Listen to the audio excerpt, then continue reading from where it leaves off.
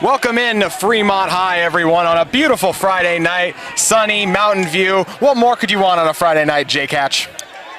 Well, not much, to be honest. Backdrop here at Fremont High School is absolutely spectacular. The Wasatch Mountains in the background, as many of you probably can see on our live stream here. Weather is phenomenal for this time in September, JT, and we got two really good two region rivals going at it tonight. Yeah, both 3-3, 1-1 in region play. What are the bigger storylines you're kind of looking forward to tonight? Well, it's just that these teams, they don't want to drop another game. Region 1 is as competitive as it comes in this state. As you mentioned, both of them sitting at 500 on the year. You don't want to dip below 500. You also don't want to fall back in that region race. So I think both of these teams understand the stakes in tonight's game. First, when we're talking about the Darts, they started off the season with a win, 21-14 in overtime, then dropped the game to West Jordan, are able to win against Granger, but dropped their next two to Layton and Alta with a big win coming against Syracuse last week, 26-20 like that. Who do you think the keys are tonight for this Silverwolves, for this Darts team? Well, I think it was just to be able to keep the home side in check, obviously, because you're going to have the home crowd behind the Silverwolves tonight. And if you're a team like Davis, you've played these guys multiple times. There shouldn't be a ton of secrets between these two teams. It's just a matter of, you know what, we got to be able to balance the fact that we're playing on the road here. It's going to be a hostile crowd. We just need to go out there and play our game. And when we're looking at the home team in the Fremont Silverwolves, they started out the season with a tough task going against Skyridge. They ended up losing that one. We're able to beat Roy and Highland and Clearfield, rattling off those 3 straight wins, but then the 2 losses coming against Layton and Lehigh and setting us up for Davis tonight. But what are your thoughts on this Silverwolves team? I like them. They're a little undersized overall. I think they're not. We've seen a bunch of teams, JT. We've been all over the state so far, like a lot up and down the Wasatch Front. Yep. We've seen a lot of good-sized teams. This Fremont team, little undersized, but they're feisty. That's what I like about them. So they've got a little chip on their shoulder. It's kind of what Fremont's MO has been for years, it feels like. Is they're a team that it feels like they're constantly overlooked. They're out here on the kind of the west side of I-15, a little set away from everybody else, but they are a good football team, and they're going out to prove it tonight. Opportunity to show it as well with us broadcasting here, Jake, absolutely. for sure. This is actually my first time calling a game here at Fremont, and got up here. It's an absolutely spectacular setting, and as I said, the weather can't be beat tonight. We're sitting in, I think, the high 70s right now. Should dip into the upper 60s by the time the game ends. That's about as ideal weather you're going to find in this state for this time of year. A hidden gem indeed, as all of you are able to see, thanks to our KSL Game Night Live rewind stream we currently have going on. Let's zone in on the quarterbacks for a second. When we're talking about Baggett on the season, he has 463 yards, 4 touchdowns, and 5 interceptions. What do you think for him the key is to really settling out and getting on the positive side of that touchdown to interception ratio? Say, well, that's it right there. You need to have more touchdowns than interceptions. You just need to take care of the ball. Be a game manager at the very worst. He's a kid who's got some game-breaking ability. He wears a unique number, if I recall, number 38, if I'm not mistaken. So he's a little bit unique in that regard, so just keep an eye out for him. Good player, but obviously, yeah, that touchdown to interception disparity, you need to fix that. And then when we're looking at the other side, you got a guy in Coford who on the season is on that positive side, 9 touchdowns to 4 interceptions, but I'm sure he's hoping to dip into that double-digit number in terms of passing touchdowns tonight, Jake. Cannon Coford is a really, really good football player. He's always put up a bunch of yards so far in his career at Fremont. I'm lucky enough that I'm actually one of the selectors for the John Watson High School Northern Utah High School Football Player of the Week Award. Cannon Coford essentially every week is a nominee for that award. That should tell you a lot about his talent. Very impressive indeed, as we're just about set to kick it off. Davis will receive, if I saw correctly. So this should be a fun one. Yep, Silverwolves are preparing to run out momentarily. Hyped up student section in front of us. You will be able to hear on display. We got a good student section here tonight. Let's do this thing.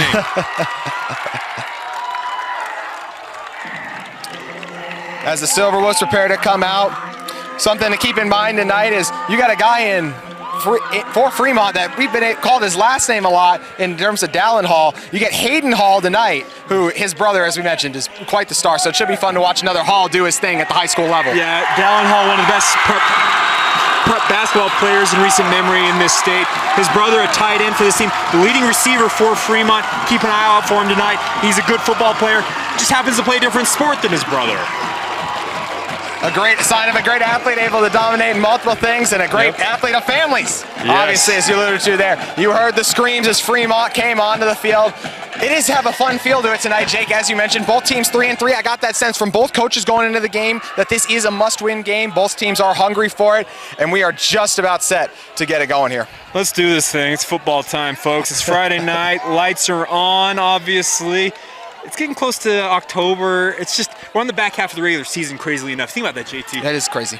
We felt like just yesterday we were doing week 1 games. So it's fun to be out here and looking forward to a fun game tonight. You mentioned the fact that both these coaches probably feel like this is a must-win game for them. As I mentioned kind of as we started things off tonight, neither of these teams want to dip below 500 overall record-wise and also in Region 1 action. Crazy we are this far into the high school season, as you mentioned, Jake, as we see both teams coming onto the field.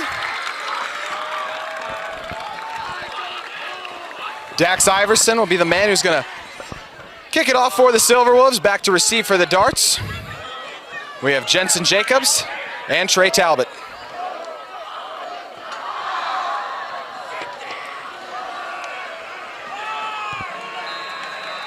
And with the whistle comes the start. We are set to get underway as the ball is boomed. And we'll start with a touchback, as we mostly do now. Kickers these days, they got quite the ability to give it a boot, and he got that about a yard deep into the end zone, and here we are. So here come the Darts offense. Hoping to strike quickly tonight.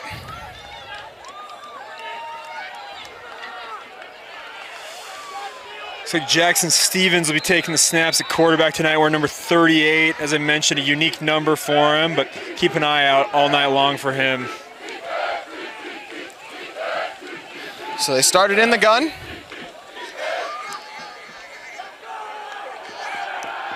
They sling it to the outside. Baggett on the reception. And a nice play made in space for the short gain. Yeah, nicely done by that Fremont defender there. These numbers are going to be a little bit difficult tonight, I'm not going to lie. Is that 14? So yes. Colby Burton on the tackle there. Nicely done by him, just kind of reach out and trip up Baggett, because Baggett, he breaks that tackle. He's got a bunch more yardage in front of him, looking like. Blue numbers on black jersey are not the kindest to broadcasters, so please be patient with us tonight. We'll do our best to keep you guys updated on who's who. As the Darts go under center here. And that one is stopped for maybe 2 yards. Little counter action there by Davis early on. You don't see that much anymore. It's really actually kind of more traditional counter. Fun to see that old school football. Dakota Kempthorne, the man on the carry. 3rd and 7, just over 11 minutes to go.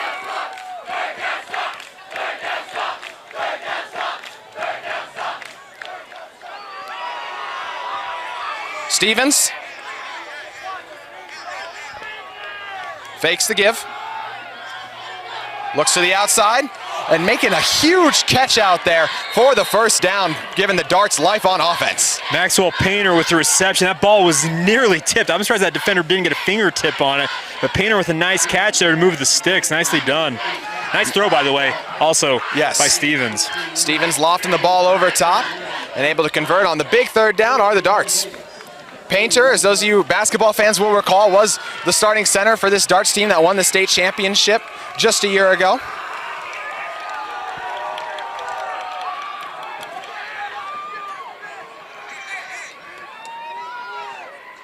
Stevens with time, steps up, lofts it up, out of bounds, and took a shot at the end there too, Jake. Yeah, nicely done. That was number 42 for Fremont coming in there. Free Kennan on the hurry there, and obviously delivering a hit. Nicely done there by him. You got to force a guy like Stevens to make a decision, and it's exactly what he did. As I mentioned, if you look at the disparity right here, Fremont's not big along this defensive line, but what they are, they're effort guys. They're going to get after it. They're going to have to beat Davis with speed in tonight's game. We'll see if they can do it on 2nd and 10.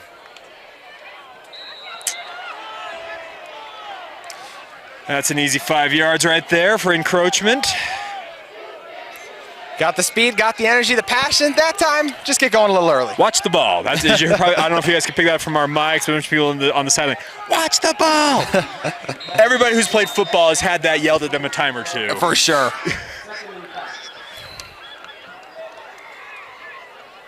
Kemp Thorne in the backfield.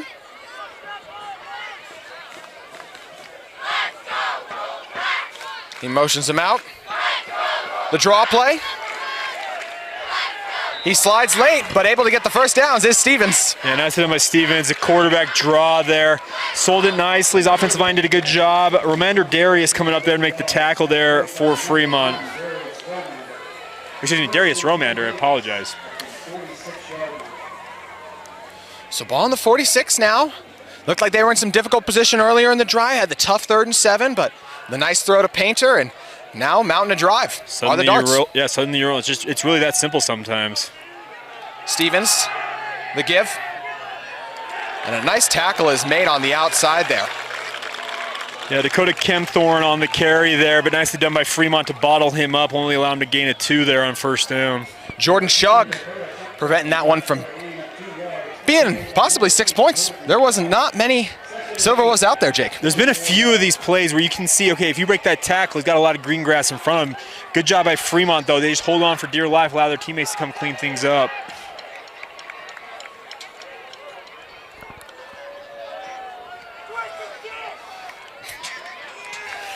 Stevens.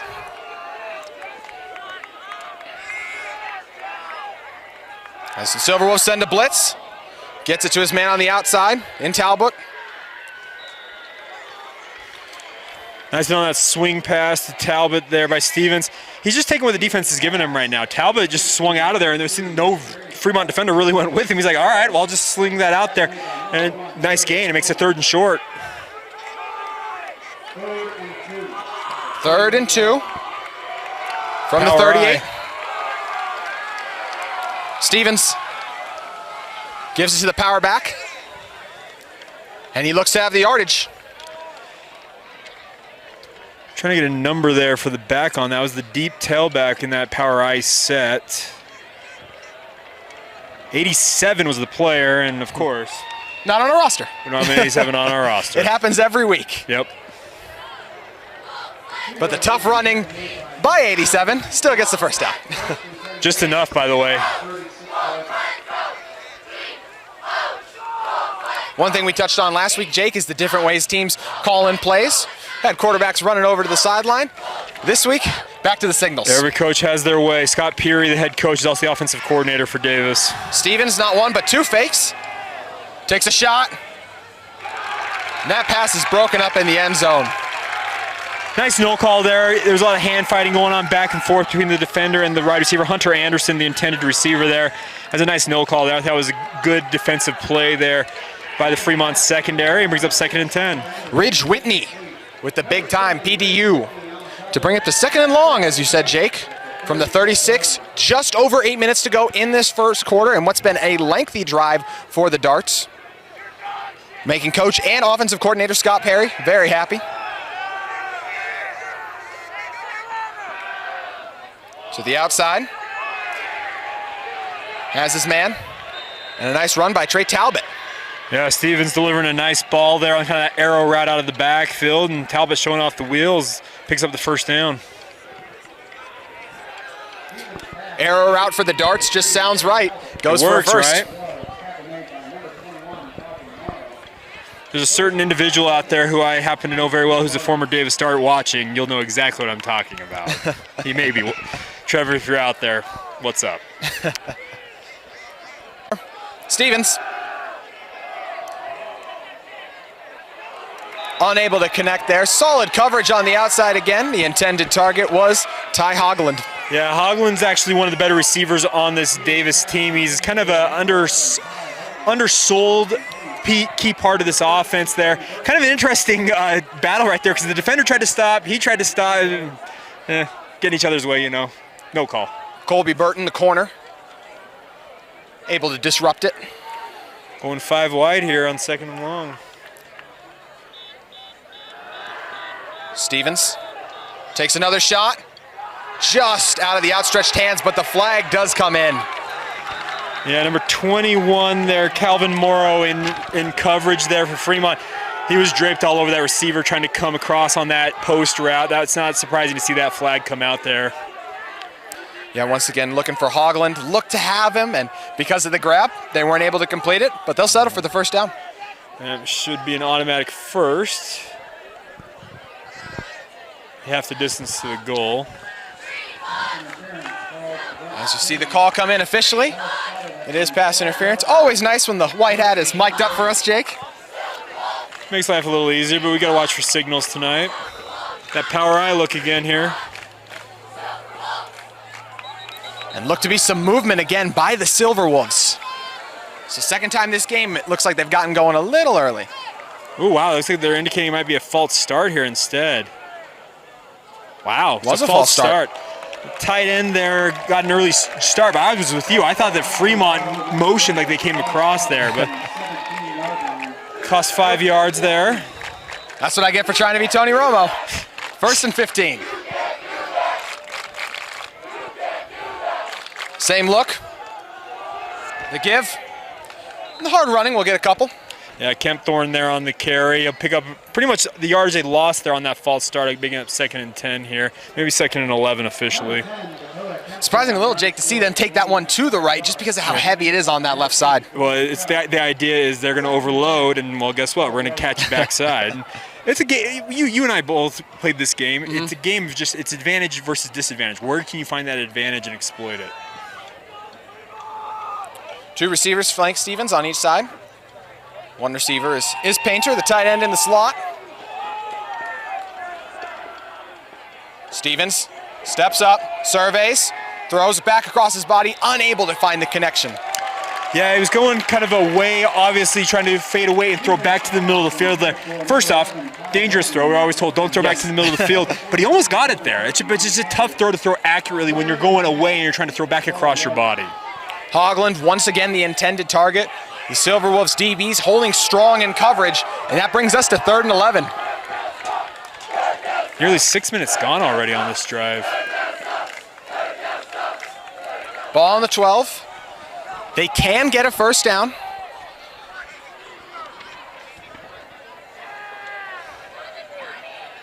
Stevens fakes the first throw, and that one is picked off. All over that one, streaking down the sideline. He did step out of bounds, but the big-time interception by Drake Parker. Yeah, you saw Stevens try and pump fake to get his guy open. Was not fooled at all, speaking of the Fremont defense. And Drake Parker takes advantage, returns it out to, it looks like the 19-yard line, excuse me. Will be officially marked at the 19-yard line, but as you said, Jake, what a play by Drake with the big-time interception in the red zone.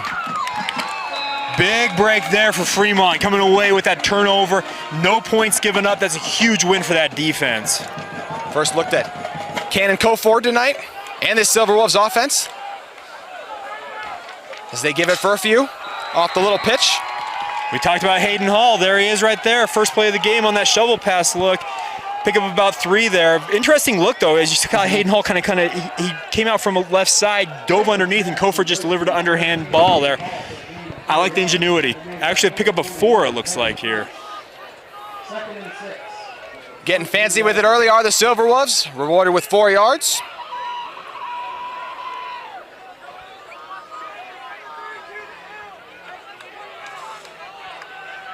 Coford gives it. The spin move is unsuccessful. Unable to get to the outside there was Bodie Ray. Yep, Jeff Sumption with a fantastic tackle coming up. Obviously tried to make that spin there. Sumption said, yeah, no B button here. I'm taking you down.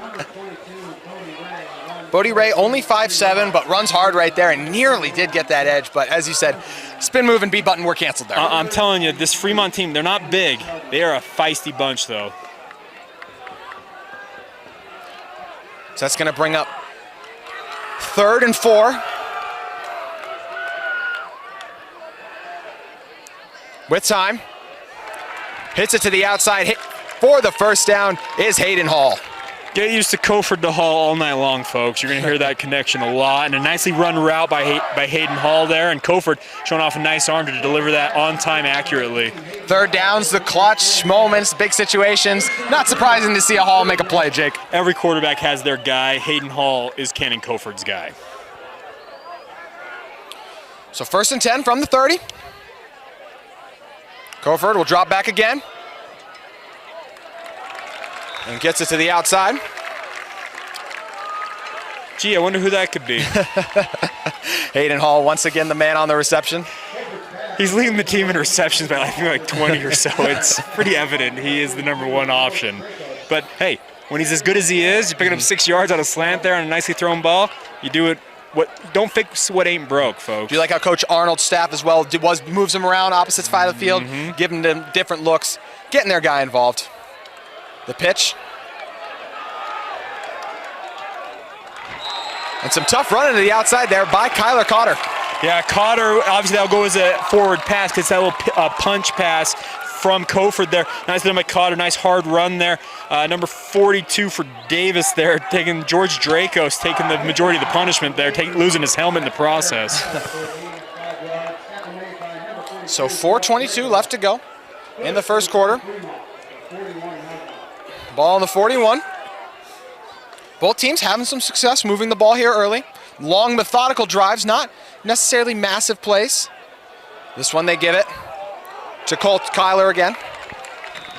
See the flag come in? Yeah, our head referee throwing the flag there in the vicinity where it's typically holding, and that is the call there. Holding's the call. It's going to back him up here. And obviously that one's going to hurt because that was in the backfield. It's going to be more than just 10 yards. It's probably going to be a second and, I don't know, 24, somewhere in that range. So the big boys get a little handsy up front. Will cost them 10 here.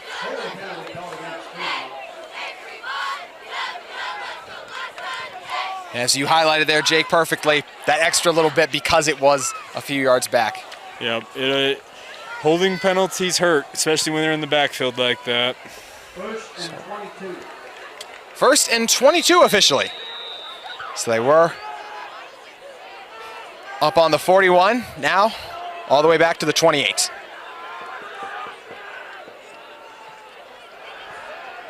With time, wide open is Hall.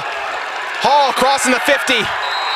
The tough running by Hall makes the yardage back up in an instance and then some, Jake. Hayden Hall, how did he get open right across the middle like that? That's a complete miss on the Davis defense's part. You cannot allow that. It's a 23-yard pickup, and just like that, you know what? First down, no problem. First and 22, we'll get 23 here. By the way, nice hit there by Davis defender Jeff Sumption coming up and laying the wood there on the sideline. Trying to make up for it. Coverage bust bad. Coverage bust to a team's leading receiver and star player, even worse. Double bad. As Hall takes first and 22 to first and 10 now. So they get this one started from the 48. Taking off this time is Coulter. As Coulter gets picked up and slammed down by the Dart. So the Dart's giving up some yardage, but making some big hits, Jake. Zane Miller.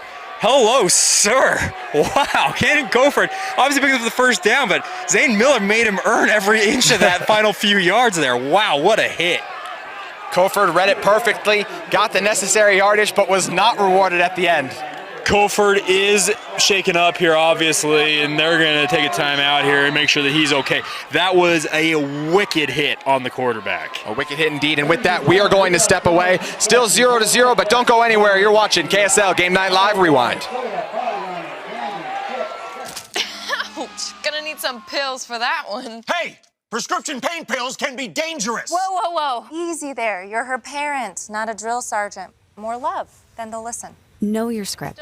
Talk to your kids about prescriptions the right way.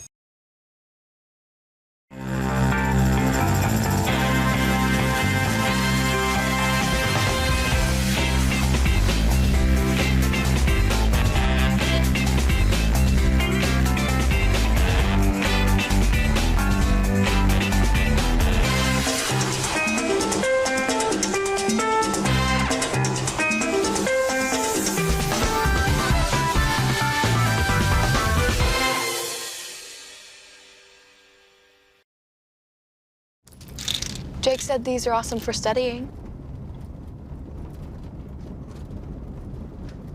Line. You shouldn't ever take someone else's medication. Know your script. Talk to your kids about the dangers of sharing prescriptions.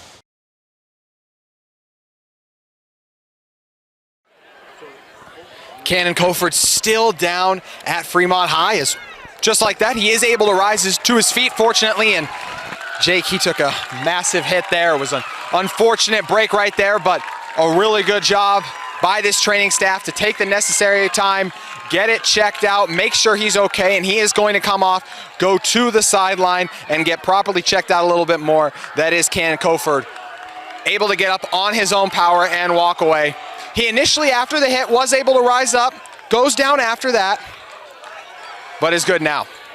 So, the new Fremont quarterback is Braden Buxton. Buxton gives it. Trying to get the edge to the outside. Able to break free. He's through the 10. He's into the end zone.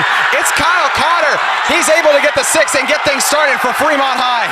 What a fantastic run by Kyler Cotter. We got to give some credit to that Fremont offensive line. They formed a wall there. He broke it to the outside, had one guy to beat to the corner, and he was off to the races and houses it for 6.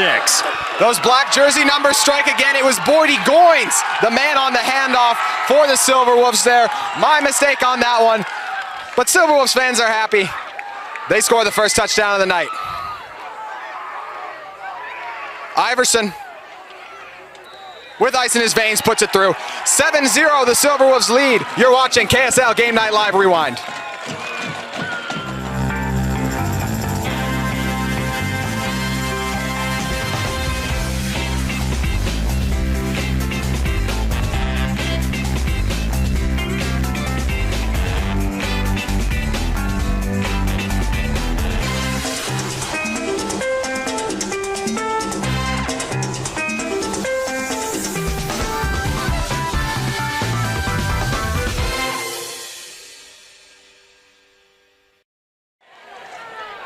Kyle Cotter wasting no time getting the big time rushing score there, able to get the edge and punch in for 6, Jake. Did like his little dance, like he was looking back and the guy's like, hey, you're not gonna catch me here, I'm gonna house this bad boy. It's fun to see. As I mentioned, these are 2 region rivals. This is Region 1. A lot of these teams have been familiar with each other for years, and they know the way these teams like to operate, and obviously there's the kids from the similar communities up here in northern Utah. They got some history with one another as well. Jake, I don't know about you either, but I thought the Darts had him on the sideline. Looked like they had the angle, but just the speed in the end there, showing off the wheels to get around that edge, there's no doubt about that. Obviously some concerns still about the health of Cannon Koford. We'll keep you guys updated. He's down here talking with trainers on the sideline still. This one is going to be returned. Jacobson with a lane. Just gets tripped up. It was going to be him and the kicker if he was able to break that. Yeah, that was pretty crazy. The Fremont Silverwolf banged up on that play. He was able to get up on his own. It's nice to see. But yeah, that was nearly a kick return that was off to the races there. Shoestring tackle by the very definition there to bring him down. You know, we've talked about it pregame, trying to get on the right side of that turnover battle would be Stevens in terms of interception to touchdowns ratio right there. Gets it on the, adds another one to the INT total, unfortunately. But they did have a lot of success moving the ball, and it all starts from the 36. Stevens, they give up the gut. And the tough running by Kempthorne. Yeah, Kempthorne just moving that pile along, forces, he got kind of wrapped up after about a 2-yard pickup, gained 4 more yards after that, just kind of dragging the pile forward. Nicely done by that young man. 2nd and 4. Stevens, if it ain't broke, don't fix it. They give it again. Silverwolves hold strong there, limited him to a 2-yard gain. Yeah, limited 2-yard gain. It gets 3rd and short here, but obviously better effort there by the Fremont defense. Undersized defensive line, but as Jake mentioned, playing with lots of heart here. 3rd and 1.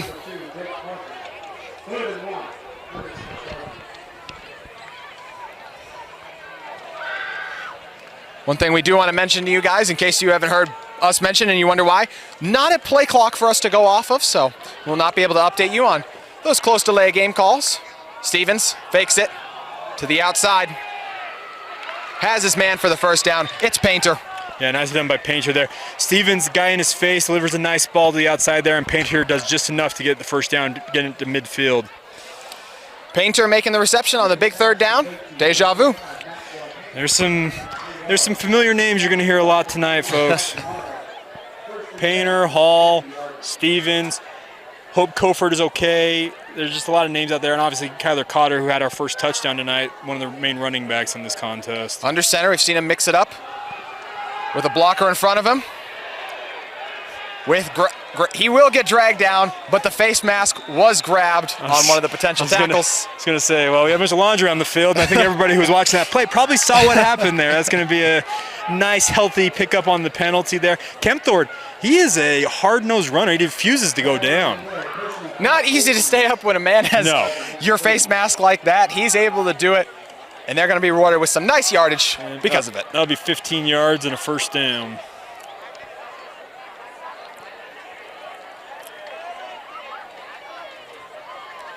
As you mentioned, the 15 on the first yards will take them well over midfield and down to the 35-yard line. 35-yard line, correct. This is where they kind of found themselves stall out last time. This is where that interception came. They obviously moved it down. I think it was inside the 30 before that interception was thrown. But this is where things started to really get interesting for Davis on their last drive.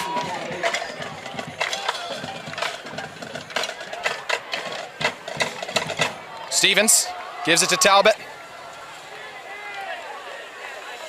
as he barrels ahead for another nice run on first down. We're seeing some punishing hits tonight. I couldn't make out who the defender was there for Fremont, but he laid a lick there too. These two teams are getting after it.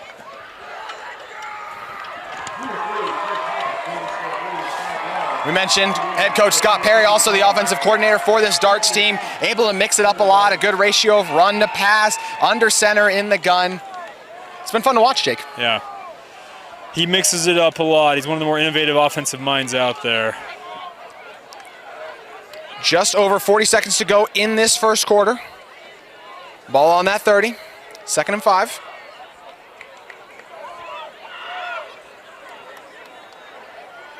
Stevens hits his man. It's Baggett. And Baggett just short of the first down marker. Baggett for a minute there was going to get the first down easily. Fremont closed nicely there on defense, but brings up a 2nd and 1 situation here.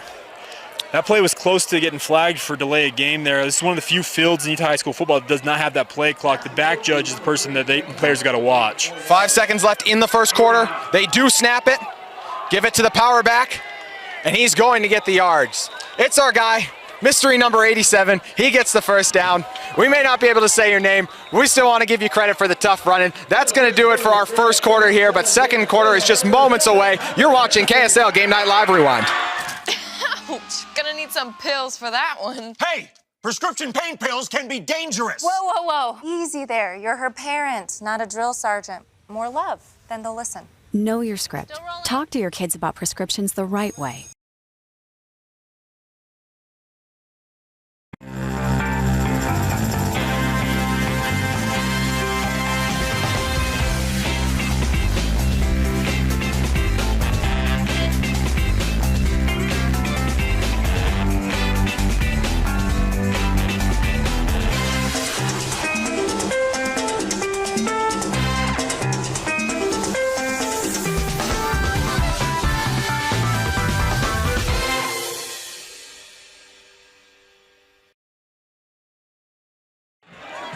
Second quarter set to get underway at Fremont High.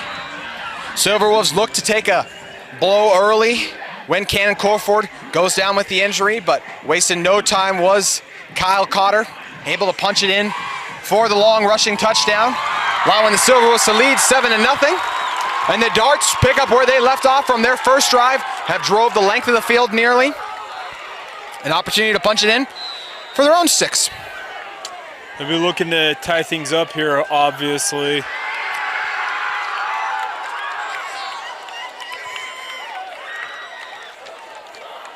Stevens, 2 receivers on each side. In the back is Kempthorne. With time, gets it over the middle. It's Baggett. Nicely run route there by Baggett, working his way across the middle of the field there. Nicely thrown ball also by Stevens. Fremont brought the blitz, and he attacked right where that blitz came from. Nicely done there by Davis. Stevens, outside of the interception, has read and taken what the defense has given him really well tonight, Jake. Yeah, absolutely. Here comes that power look again. And we got a timeout. Yeah, it looks like a timeout for the Silverwolves. As you can see Coach Arnold not very pleased. Yeah, obviously he had saw something, or he wanted a personnel grouping in there. That power I formation, it's not something you typically see anymore in this day and age of football, but hey, if it's run right, obviously it can be a very critical situation. Never fun when you think you're doing good, you're chilling on the sideline, and then you realize, oh no, I'm supposed to be in. Those big eyes, ooh. That ever happen to you? Defensively, no. Offensively, yes. I was getting water one time. We got a turnover. Our defense got a turnover. I was on the sideline. Offense got the ball back. Who's over there drinking water? And then realizes, oh crap, that was me. I don't know how I managed to do this, but there was one time where I was totally into the game, and then all of a sudden I hear everyone yelling JT, and I look out on offense and I'm like, oh yeah, I'm supposed to be at left tackle right now. Cool. Coaches had to burn a timeout, weren't too happy. I'm over here. Yeah. Oh no. Those situations, man, they'll get you. Get you, but always good stories. So ball on the 13, 1st and 10. Stevens fakes the initial throw to the outside, hits Baggett again. Baggett just short of the first down. Baggett faking inside, that pump fake obviously freed him. He went back to the outside, nicely thrown ball by Stevens. Stevens has got a nice arm. He can gun that ball in there, and well done. Obviously Baggett hauling that in, making it a 2nd and short here. The pump fake working there better than it did last time. And we see him back in the power I look. The give, trying to get to the outside, and drag down there. A nice play made by Colby Burton. Yeah, Colby Burton obviously not giving up the outside contain there, dragging down the back. Very nicely done by him. Looked like he might have the edge for a moment there. Is our guy number 87 again? We were just told Josh Barker is 87's name, so we do have a name for the mysterious power back now. Thank you. But Stevens hits his man for a touchdown, wasting no time. He finds Baggett. Nice pitch and catch there. Stevens on time delivers it. Baggett nicely run route. That's an easy pitch and catch for 6. So it goes for the touchdown. Right there, Baggett able to get the score and an opportunity to tie things up right here.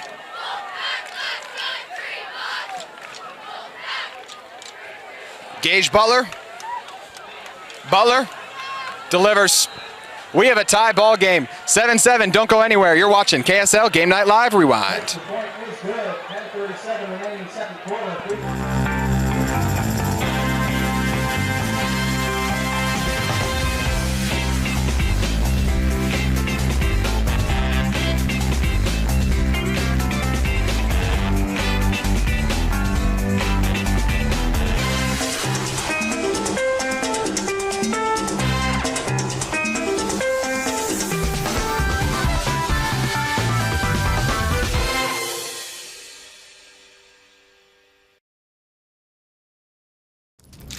Jake said these are awesome for studying.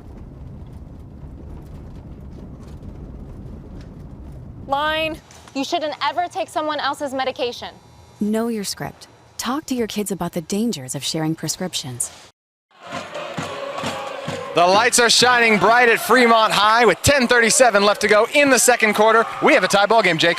We do. It's been a fun one so far. Both these offenses motoring up and down the field. I am not expecting to see Cannon Coford on this upcoming series, maybe for the rest of the game for the Silverwolves, which is unfortunate. He's still down here on the sideline and got his head down. I don't think his helmet's by him. Butler booms it. Gonna try return it is Cotter.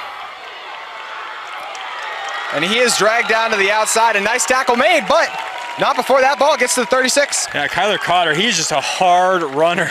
He refuses to be the guy that goes down backwards. He is always falling forward. It's fun to see that. And 2 nice returns on these last 2 kickoffs, by the way.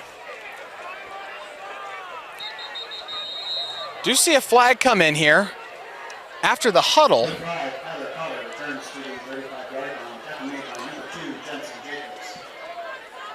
We'll wait to hear if our White Hats mic is on so he can fill us in on what just happened.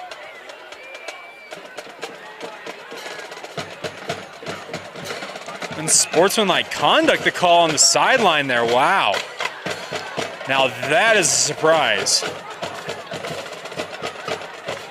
We're unable to tell who it was on at Staff the moment. member, they just pointed at the sideline. That must have been a staff member who said something. And just like that, wipes away what was a really strong return for the Silverwolves. They now take it from the 20. The new quarterback in was the one who gave the touchdown handoff on the last touchdown as White Hat motions the chain gang back. They had not gotten set yet, as still getting our bearings here in the second quarter with 10:29 left to play now, and refs are going to huddle up to talk about it too, Jake. Not sure what they need to huddle up about, but okay. All right, here we go. Calls him in, then backs him out. It's like it's a touchback here. Got back to the 20-yard line. Goins in the gun. They give. And another nice gain there. Well done by that Fremont offensive line, opening a nice big hole, and Cotter hits it like a missile. Painter, the man on the tackle.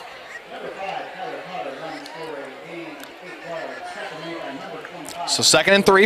I think you're seeing this game plan change right before our eyes here, JT. Obviously with Kevin Kofor, he's a true dual threat quarterback. Not so sure what they have in their backup, so obviously this could be very much a run-heavy offense for the rest of the night here for Fremont. Brody Goins will give it again to Cotter.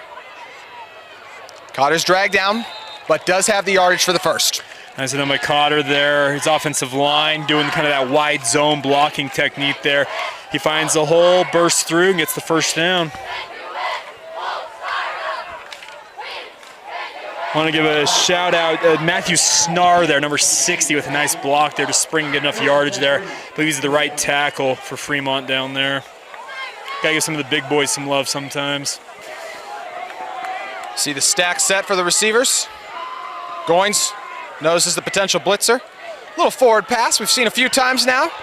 Who else but Cotter? And the tough running by Cotter gets the extra yards. Yeah, that pop pass is a very effective weapon when it's run right. I'm actually surprised Davis didn't blow that up. You saw the two guys penetrate upfield. Offensive lineman got just enough of a block, not to get the holding call, but just enough to get him so he could get around that edge and pick up 6 yards. So important to get just enough without doing too much for the hold, as you highlighted there, Jake. So 2nd and 4 from the 30, just under 9 to go in our first half. As the Silverwolves trying to shove it down the Dart's throat right now with the rushing attack. That pass broken up there. The first one we've seen Goins attempt. Yeah, that one a little bit behind the receiver there. That's indicative of a quarterback who isn't necessarily completely settled into this game. They're trying to get him, obviously, to, okay, give him some high percentage passes, get him settled in. It might take a little bit here. As I mentioned, you're probably going to see a heavy dose of the run game, though, to get him comfortable out there. Run game not out of the table for play sets here on that 3rd and 4. Yeah, Brendan Buxton, number 15, their quarterback. Plenty of size, 6'3", 180 according to their roster. So got all the size of a quarterback. That one nearly intercepted there as he tried to throw with a little sidearm. That's a bad decision by a quarterback there. There was no receiver anywhere in that area. Luckily, he threw it so low that it just got to the turf before anybody could scoop it up. So the Goins pass falls incomplete. Brings up 4th and 4. Yeah, Calvin Morrow looks like he is the punter for Fremont. Will kick this away. Looks like Jensen Jacobs on the return. Yep.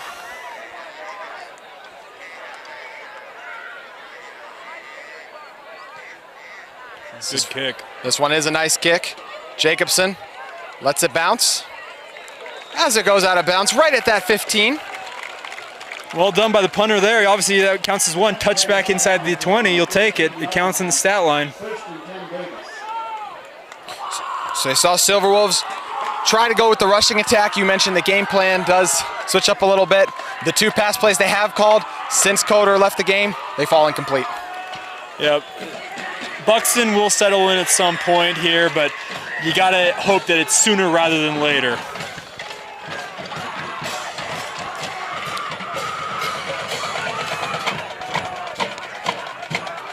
Stevens gives it. And he is dragged down almost immediately. The interior defensive line holding strong. Yeah, as I mentioned, I'm going to say this over and over again tonight, folks. Fremont is not big, but what they are is they're relentless. They use great leverage, they play with their pad level, and obviously you saw right there, stacking up for just a 1-yard gain. Silverwolves student section getting loud with just under 8 minutes to go. We have 2nd and 9.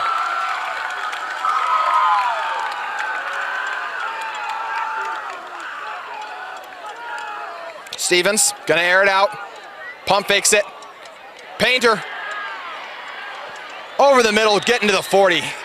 Well done by Painter to use his body to shield himself from that defender to bring that ball in, and obviously a big game for the first down. 2nd and 9 from the 15 becomes 1st and 10 from the 40, really quick.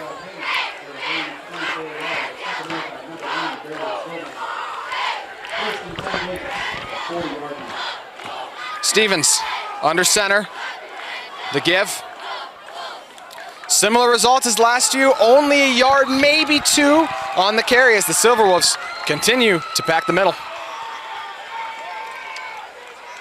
Well, Fremont is being stingy with their rush defense right now. If they can bring it on the pass defense as well, that'll help them out. Officially a gain of 2.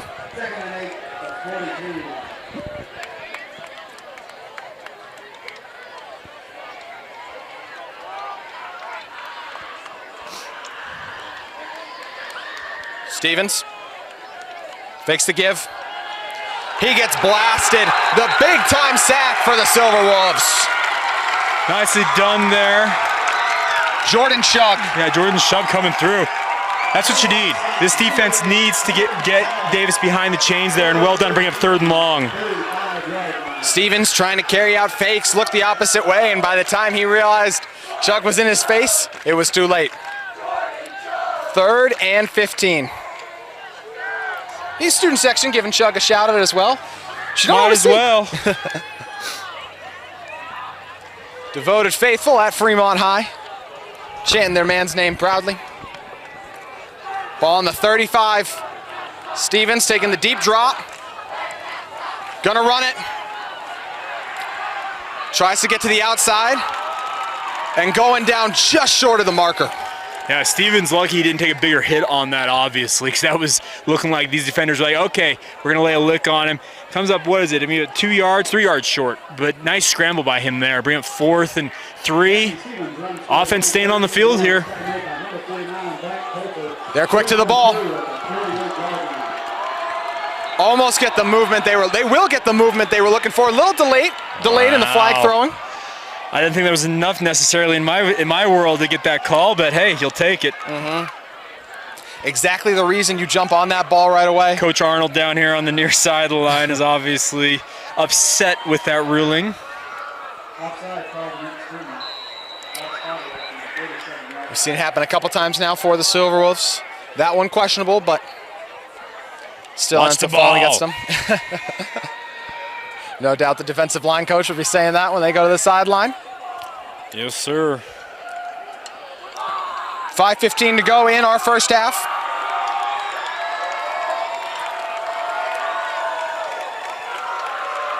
Stevens gives it. And a nice tackle is made. Talbot, the man on the rush. Yeah, Talbot getting upended there, but nicely done by Fremont, just coming up and taking his feet out.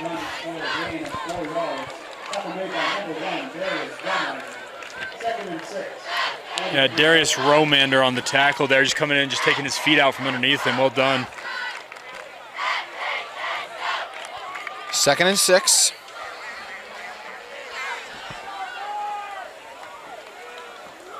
.430 to go. Davis, knowing they have time, don't want to give Fremont any.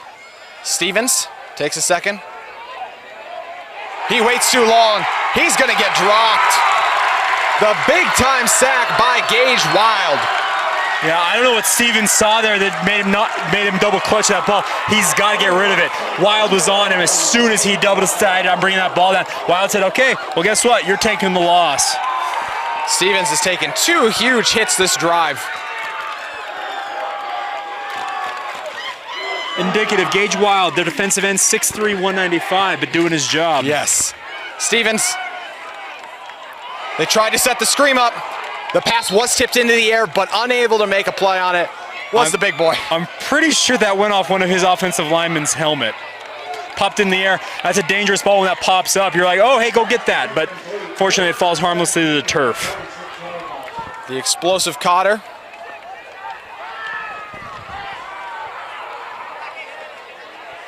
Cotter in. Darius Romander back. Ready for the punt.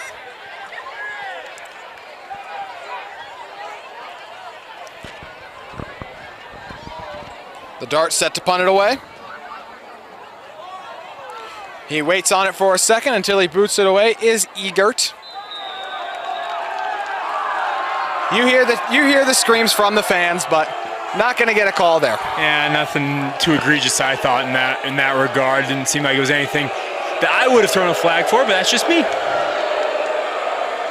Silverwolves huddle up on the sideline. Last time they were in this situation, they were flagged, so.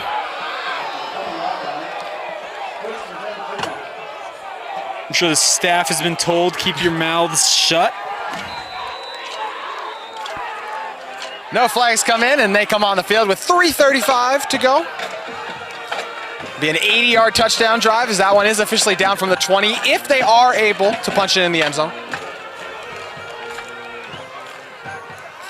Goins looking for his first completion of the night. See, it's the happy feet and unable to find the easy connection there. Still want to see him settle in here. That one, he's still just, you mentioned dancing in the backfield there. You can't have that. You got to set your feet, just deliver a nice little ball out there, and let your back do the rest. Ray the intended target, but just too far out in front of him. We'll bring up 2nd and 10. A lot of time left if they do go 3 state passes for Stevens and this Darts offense to get back on the field. I wouldn't have been in the run game here if I'm them, though. Dropping back. Goins airs it out along the sideline. That one is beautifully broken up on the outside by Ezra Fiso. Yeah, Ezra Fiso running step for step for that receiver. Makes up the ground there in the last few steps. And the wide receiver went up trying to steal it away from it. Fiso said, no way, not happening today. I'm surprised here by the play calling here. I'm not going to lie, JT. Obviously, you've got a quarterback. Your backup's in this game. Why are you not doing everything you can to get him settled in here? So as you said, Jake, they go with the 2 passes. Now face 3rd and long. Stack receiver set again on each side. Goins. Almost looked like Hall wasn't expecting that one there as it falls incomplete. It was thrown to a spot out in front of Hall where the defender was at. If the defender actually was looking for that ball, that could have been a very easy interception.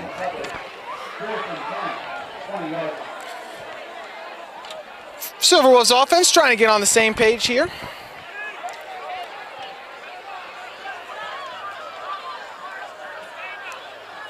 As they're going to be set to punt it away.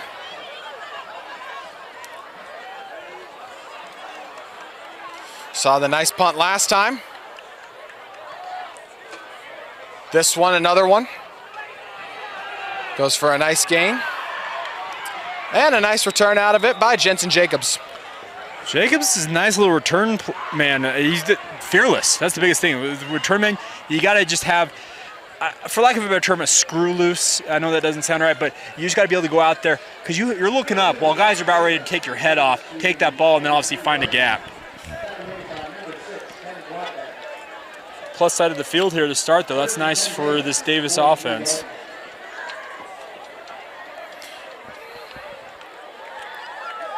So it's 3 timeouts left for the Darts.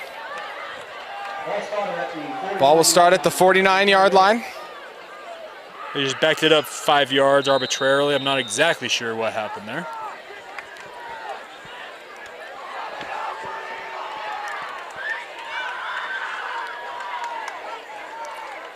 Stevens fakes it twice. Steps into it. Throws it up. Just overshoots his man on the outside in Hogland. Yeah, Hogland was running free, but Jensen way too far out in front there. Interesting cross-buck action in the backfield there on that play action. You saw one back go, the other back go, both of them play action and throw that down the field. We know teams love the play action pass. So nice. Incorporated twice. I'm not sure I've seen a cross-buck action since I played 15 years ago, JT. It's been a hot minute.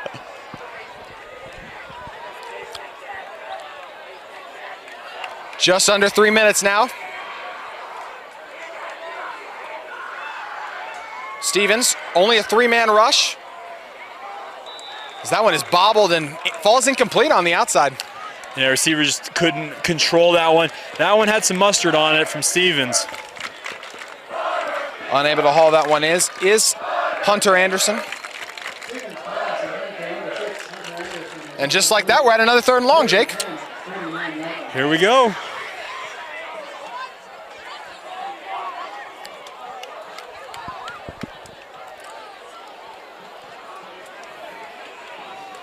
Stevens.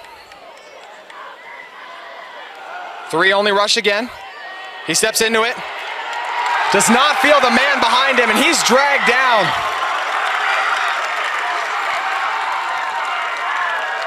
Making the nice play there is Gage Wild again. Gage Wild, 2 drives, 2 sacks. Well done by that young man. I'm not gonna lie, Stevens' pocket presence is very much lacking. You gotta feel that pressure. You gotta feel that guy coming up your backside. You gotta come up your tailpipe, and you gotta feel that, but he is not apparently feeling that at all. Silverwolves burn a timeout. And as you highlighted, Jake just steps up into it there.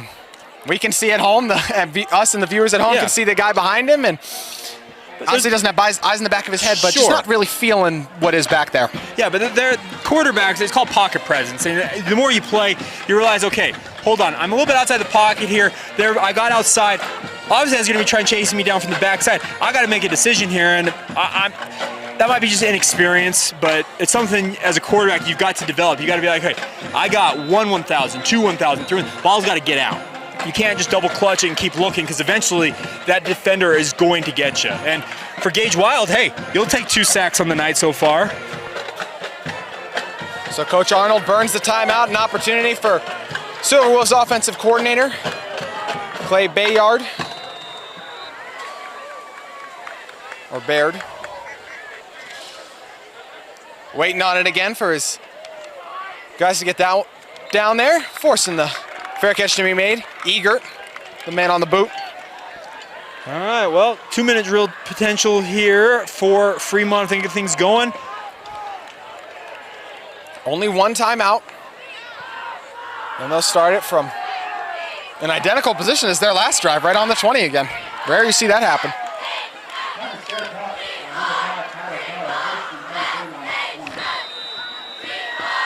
As the Silverwolves march out.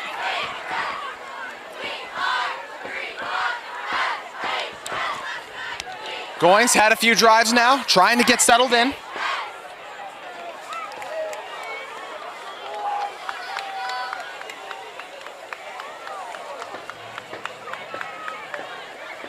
This time they do give it. And a nice run on first down there by Cotter. This is more of what I expected to see the last 2 drives from Fremont. Obviously, yeah, you're working with the clock against you here, but you got to be able to get your quarterback settled in here. And the nice part is when you have a hard running back like that, take advantage of it. It's a nice, easy 8-yard pickup, making it 2nd and short. Opens the playbook a lot more wide all of a sudden. Just under 2 minutes to go in our first half here at Fremont High. Silverwolves trying to mount a drive from the 29 now. Give us to Cotter again. Cotter goes low, but gets the first down. Gonna stop the clock momentarily while they get the chain set here. We saw them huddle last time. Now they take to the tempo. Minute and 40 left. To the outside. Goings lofts it up, just overshoots his man. Not a badly thrown ball there, just overshot his guy there. He's going through his progressions. I will give him that. I saw him. He kind of scan, throw the ball, but we got to see him make a completion at some point here.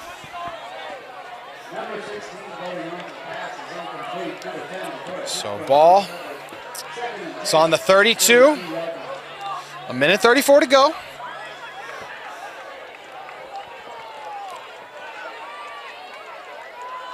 Goins surveys the scene.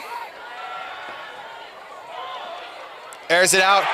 There it is, his first completion of the day, and it goes for a big one. Kyle Cotter, the offensive force for this team in the first half. Nicely done for Cotter there. And by the way, pretty well thrown ball there, all things considered by Goins. We got a Davis dart down behind the play over here, writhing in some pain. Never want to see that. Yeah, tough for us to make up out a number. He is on his back at the moment, and we'll tell you who it is in just a second. We're going to take a quick break. You're watching KSL Game Night Live Rewind.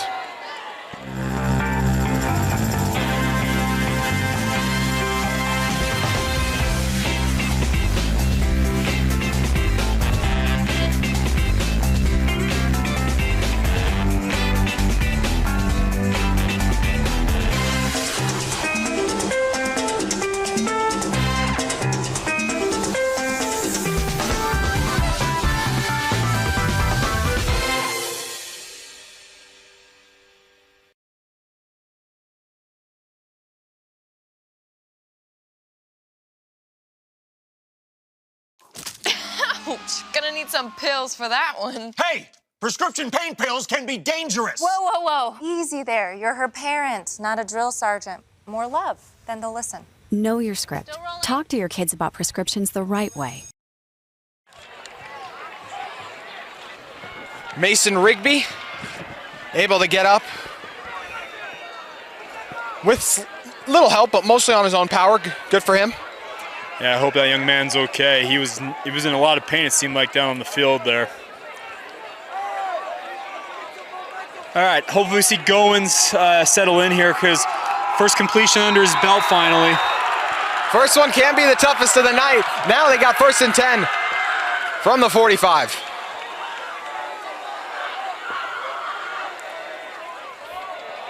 Goins gets it to the outside and hits Cotter's guy in Hall.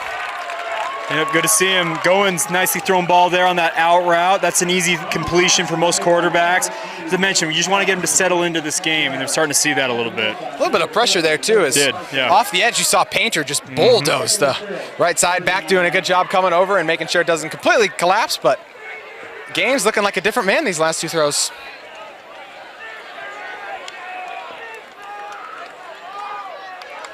Dart spring 4 again. 3 straight completions.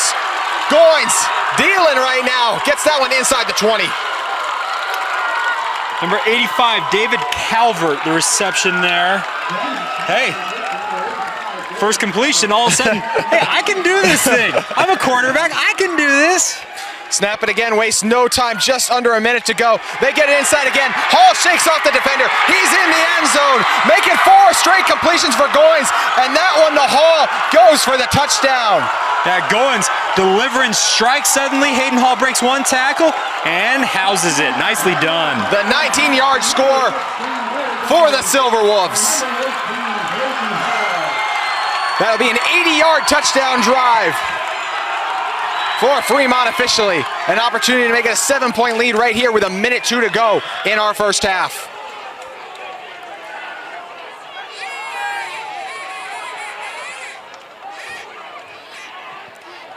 It is good. Silver Wolves taking the 14-7 lead, but don't go anywhere. Davis has 3 timeouts.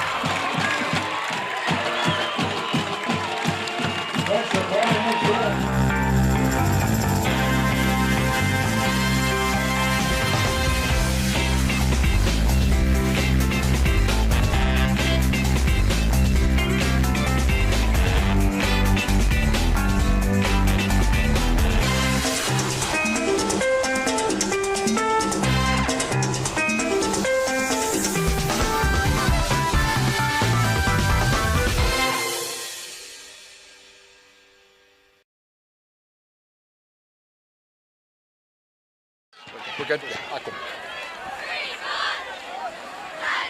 Back here at Fremont High, where the Silver Wolves mount the 80-yard touchdown drive, culminating in the 19-yard catch there by Hall, who's able to get some yak on it too, Jake. Yeah, Bodie Goins settled in nicely on that drive finally. it's tough to come in cold off the bench like that, but good to see him kind of settle in. And you mentioned, gets Hayden Hall. Hayden Hall breaks one tackle and houses it. Very nicely done there on that touchdown. 4 straight completions after not completing a pass on the night. As this one's boomed and not going to be returnable. Mentioned it before the break, 3 timeouts here for Stevens and this offense. And I got a minute and 2 seconds to work with here, so there is an opportunity to get some points here. The one thing is Fremont will get the ball out of halftime.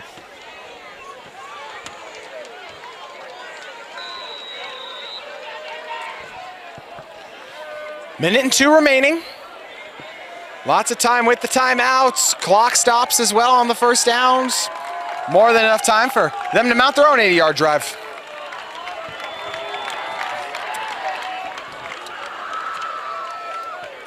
Stevens, only a 3-man rush. Steps up, no one in front of him, waiting.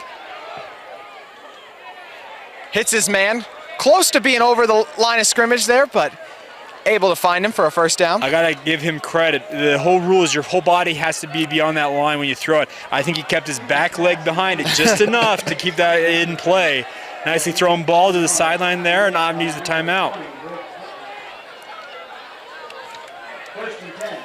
On the reception was Hunter Anderson, and it does go for a first down. 51 seconds remaining. What was I saying about pocket presence? Knowing that line is, man. It's That's tough to do, but he got it. Executes it perfectly there. Stevens, 3-man rush again. That ball stripped out. The beautiful rush to the outside. For their 3rd sack of the first half is the Silverwolves. Yeah, nice strip sack there. Stevens lucky he's able to fall on that ball before anybody else could get on top of it. Still trying to get a number on that far side defensive end there for Davis. Yeah, London McFadden coming off the edge there, reaching out that big paw and just swiping at the ball. And as I mentioned, Stevens lucky he could fall on it. Bring up 2nd and 17 though. The 3-man rush gets home in a big way, and this one, the give. Gain of about 3 as that clock will run, and that's going to be our first half. I think Davis is content just to let the clock run here. You mentioned the pocket presence for Stevens. One moment we're good, the next, the strip sack there on the long play there, and that is going to be our first half, so officially 14-7. Jake, your thoughts? I think it's been a fun game so far. Obviously losing Cannon Coford is nothing you want to see because he's one of the better quarterbacks in the state of Utah. But good to see his backup, Bodie Goins, settle in nicely. And also Jackson Stevens showing some things as well for Davis at their quarterback position. We've seen Hall and Cotter step up, Kyler Cotter step up big time for this Silverwolves team. And because of that, they lead 14-7 as we go into the break.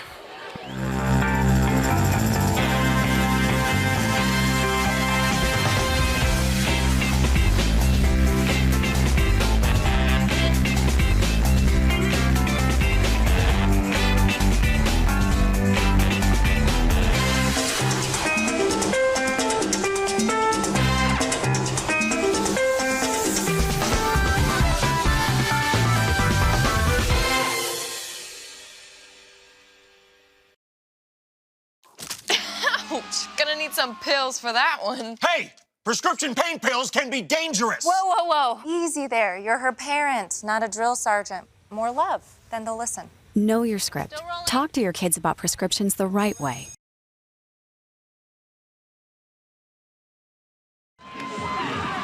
Welcome back here to Moyes Field at Fremont High School. Your halftime score, the homestanding Fremont Silverwolves lead the Davis Darts 14-7.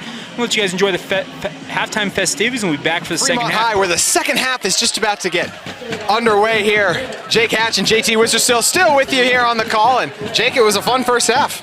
Yeah, all things considered, it was a quick first half, but a lot of action, obviously. Cannon Coford injury cannot be overlooked in this game, but Fremont does hold a 14-7 lead.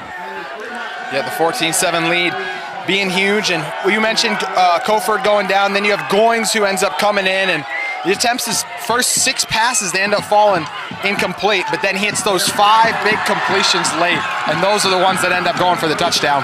So what you gotta do, you gotta drive him right down the field and get the touchdown. It's exactly what he did. They got the lead here.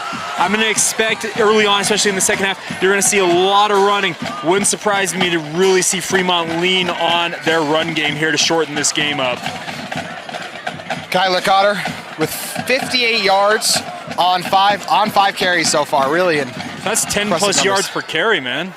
Yeah, it's incredible numbers from Cotter there. And then on the other side, Stevens, we mentioned just a couple of those issues with kind of pocket presence, Jake. Yeah, he's taken 3 sacks that I can recall, maybe a 4th.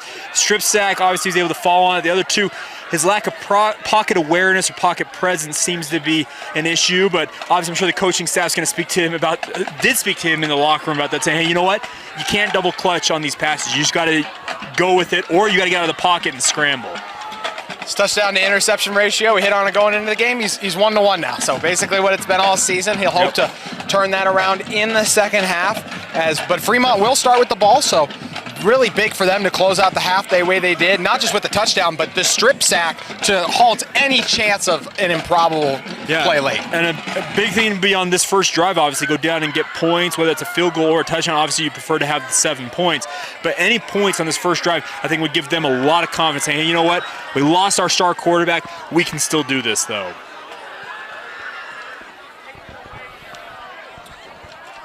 Let's see both teams huddle up and get ready for what should be a fun and exciting second half. The mountains are absolutely out of view now as it has turned pitch black out here at Fremont High. And it is Friday Night Lights in the truest sense right now. We're ready for the second half to get underway. But as you said, you expect to continue to see a lot of that rushing attack out there. So what do you think the move is, the ratio or the balance will be for the Silverwolves offense? That's a good question. If it were me and the way Kyler Cotter is running, 75-25. Yeah. Probably closer to 60-40. Makes sense. What if I can give you the gains from the last drive right there? I really liked what I saw, obviously, but we're going to see how they're going to attack this. Obviously, I'm just the armchair analyst up here in the stands calling the game. This is how I would attack it.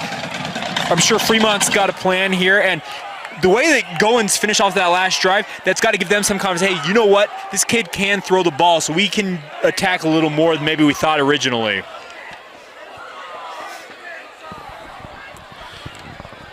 Going to get us started here in the second half. With the kickoff will be Parker Romney, excuse me. Back to return for the Silverwolves is, of course, the explosive Kyle Cotter and Drake Parker. As Romney boots it away for what'll be another touchback. Nice kick there. Cotter tried to keep himself out of the end zone there. Just drove him a yard deep, and that's a touchback. We've seen a lot of powerful legs this year, Jake.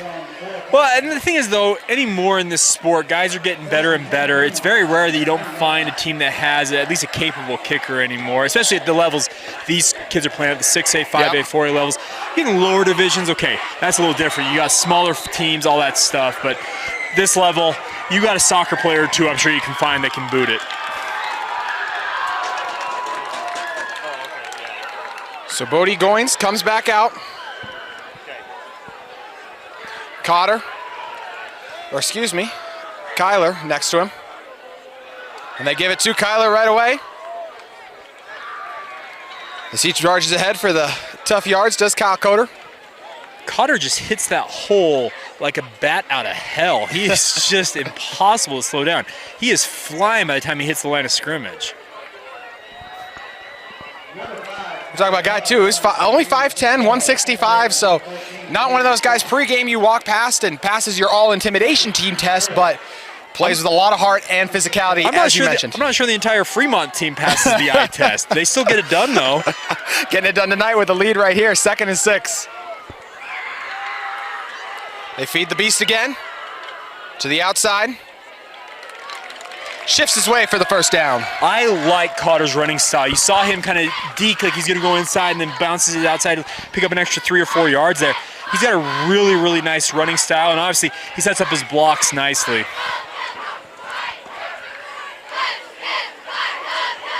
Silverwolves offensive line able to do some work in space as well. As it's now 1st and 10 from the 34.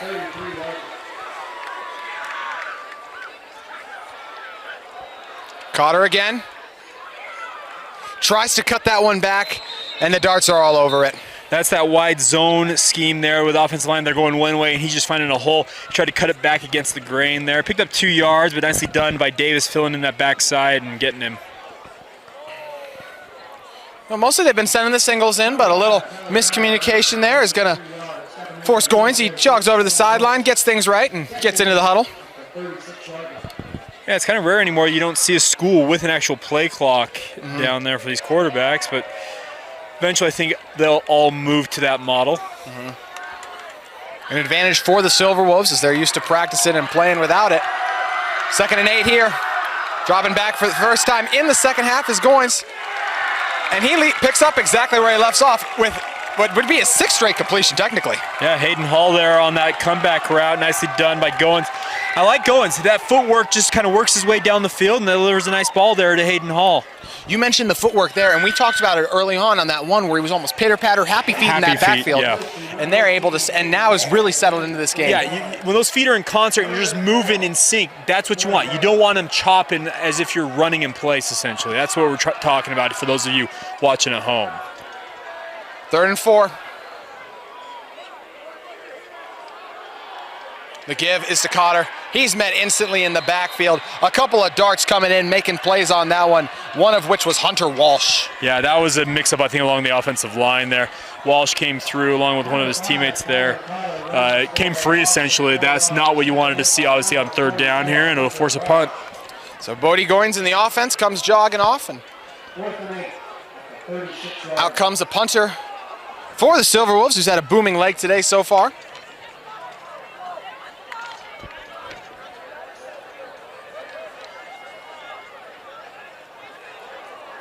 Gets good air on this one, forcing the fair catch. I'm stunned that wasn't tipped at all, because it looked like for a second it was going to be tipped, but it came out pretty clean. An impressive punt indeed. We mentioned the numbers being a challenge, so we're trying to give you one right now, as Silverwolves punter is officially Calvin Morrow, who stays in on defense. You don't see a lot of linebacker-punter combinations, but Colin gives us one here. When you got the strongest leg there, that's what you do, man. Well, actually, excuse me. Well, it looks like, yeah, stay at the linebacker spot there for him as Stevens comes out for the first time. He'll drop back.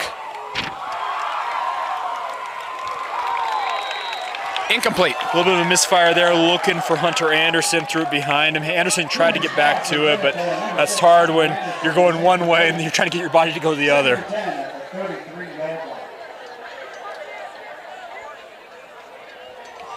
I am interested with this number of sacks that Stevens took in that first half. If we're going to see him get some happy feet here. At least 3, if not 4, like you touched on, Jake. I can remember the 3. We saw them on those final 3 drives. I want to say there was one earlier on in that first half. The give to Jacobson. Jacobson runs tough for the extra yardage, or excuse me, that's Talbot. And that's done by Talbot there, punching it through and keeping his feet churning there to pick up an extra yard or 2. Gonna bring up 3rd and 4, looks to be.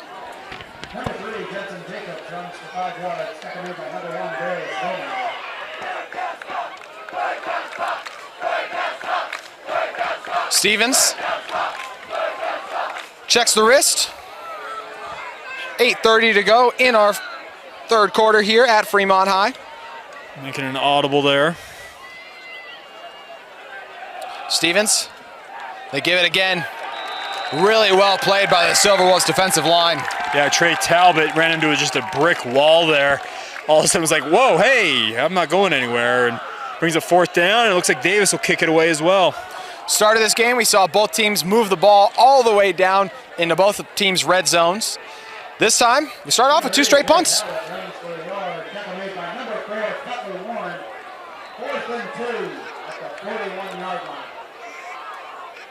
Any inkling of a fake here, Jake?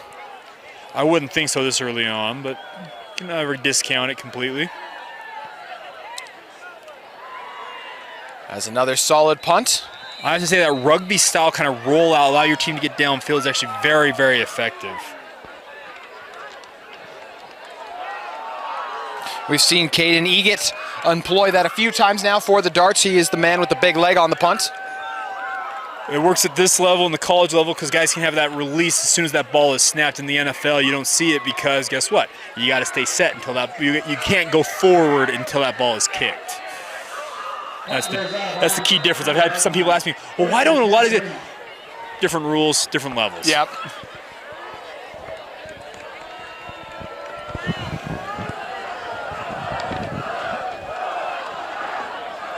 Goins drops back on first down.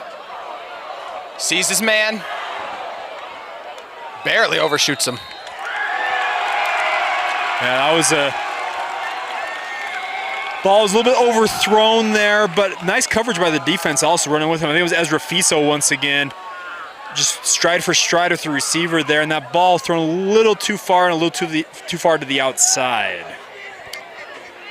I will give Goins credit. He's got all the arm strength to make all the throws, it looks like, though.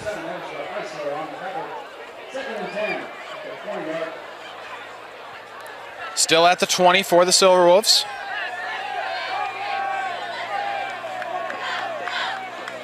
The give. Spinning out of the initial tackle, but then dragged down there is Bodie Ray. Yeah, that one, they had guys in his face as soon as he took that handoff there. As you mentioned, he got the spin move to get out of the first tackle. Got him 1 yard. Dakota Argyle hobbling off for the Silverwolves. Argyle, one of the better players on the team. We haven't called his name a lot tonight, but he's one of the better players on this team. Not good to see him limping off.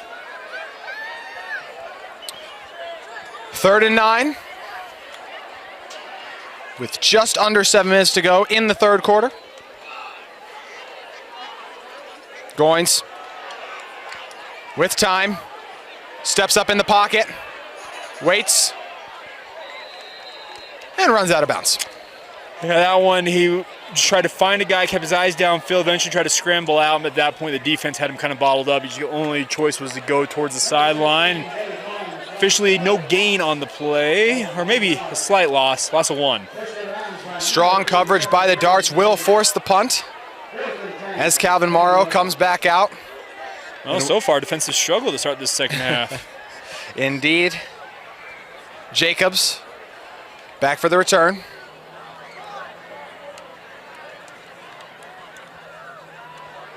Another nice punt. Forces Jacobson to retreat. And it takes a very strange bounce, as the football can tend to do there. And that's a home field bounce right there. Nice roll as well. To the side and then back a little bit more like that. Morrow can't be more happy with that one. It's a weirdly shaped ball. It takes weirdly shaped bounces and rolls. 54-yard punt officially.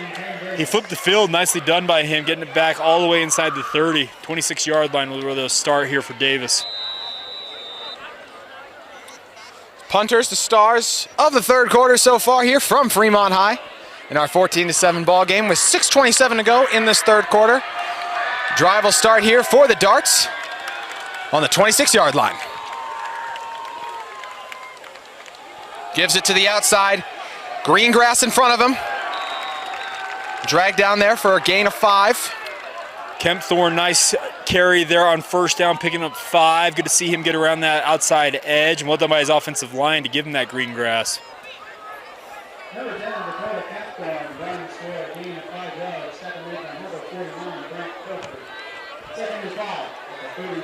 Officially for 5-yard carry. Stevens, they'll run it again. That time the Silverwolves play it well.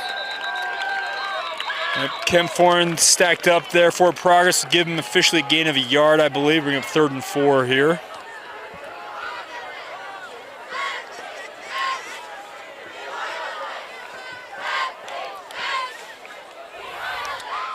Looks to still be 3rd and 5 at the moment, so yeah, no gain on the play there, Jake. And What are you thinking if you're the Darts here? It's too early, in my opinion, to really go for it unless you've really got like a 4th and 1 situation. But that's why I'm the analyst. They're the coach. We'll see what they do here on 3rd.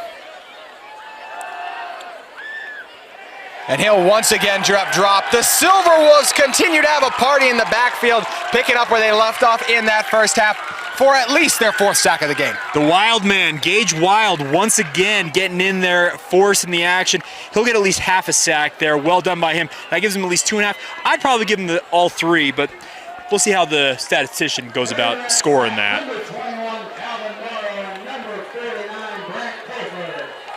Same Brant Coford and Calvin Morrow in there, but I felt like Gage was the one that was in there first. I'm going to call him the Wild man from here on out, Gage Wild. The Wild man indeed running loose in the backfield tonight. You know, it's something Stevens would not like to see. As waiting on it again, as you talked about, that rugby style can be dangerous. And he took a shot for it there, but no flag comes in. But that's what that play allows you to do is Gage Wild we saw it, number 11 once again. If you're going to roll out on that, you become an eligible player to be hit. There's not the protection that punters traditionally get, and Gage Wild made him earn it. And obviously, coaching staff from Davis upset about it, but that does make you a player that's eligible to be hit in that circumstance. Yeah, Coach Perry wasn't a fan of the call, having a conversation with the White Hat right now. I'm sure that Fremont will have no pity for him considering they lost Cannon Coford to a pretty gnarly hit early on in this one. Very true. 4:13 to go in our 3rd quarter here. This drive's going to start from the 40. Extended conversation going on between the Davis coaching staff, Coach Perry, our head official here, and it is continuing. Wow. Gone on for almost a minute now. So I don't think Coach Perry got the answer he was looking for, but exchanging pleasantries as you probably would imagine. Seeing how his day went. You know, it's lovely weather we're having up here. It's a nice little breeze. Everything's good. Drive will start from the 39 officially.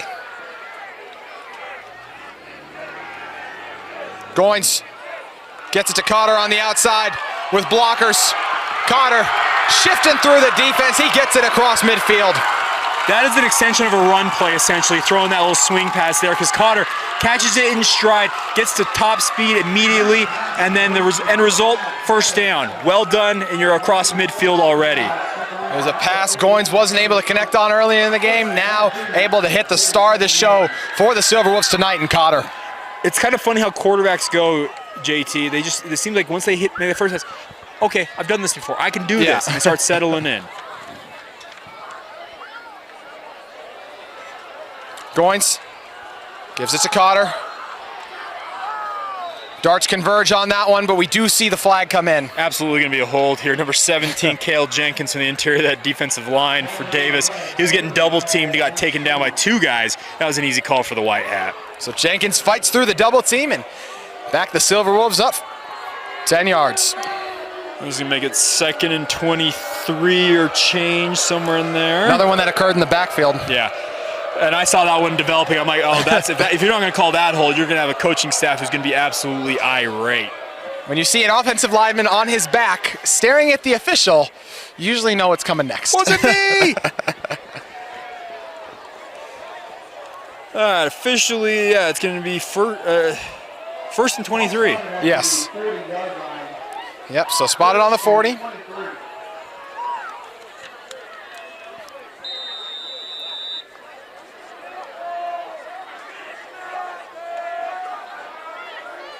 Goins, drop back. Tries to get it to the sideline and just can't connect with his man.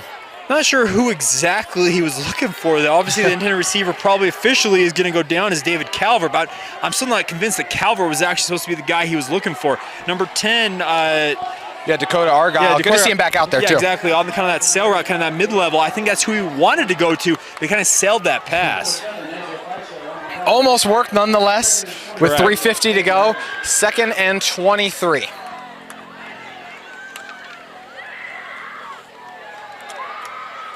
As the screen pass is set up and unable to connect on the high throw there. That's a tough one. Hayden Hall's going to be upset with himself. He didn't haul that pass in. It was still catchable. It was high, but You saw Hall kind of demonstrate like, I should have had that one. Yep. Frustration indeed, as that will now bring us to 3rd and 23.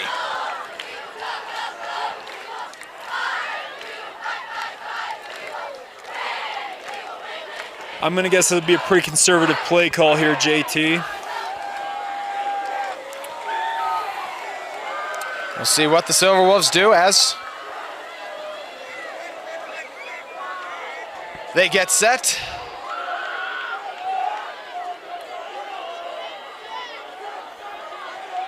Goins drops back again, airs it. Difficult to tell who that one was intended for as well, Yeah, Jake. kind of same deal. 2 receivers in the general area. Not sure exactly who it ultimately was intended for, but it'll bring up another punt here. 3 drives, 3 punts to open the second half here for Fremont.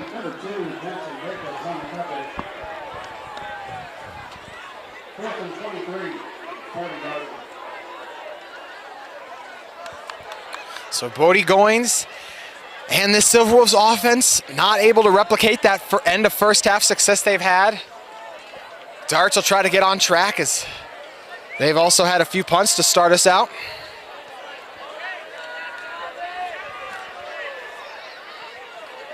This one takes a very nice bounce for the Silverwolves. Yet again, the friendly turf of Moyes Field. That one will end up inside the 20. It'll be a 16-yard line to start this drive for Davis. Punting game strong right now for Fremont.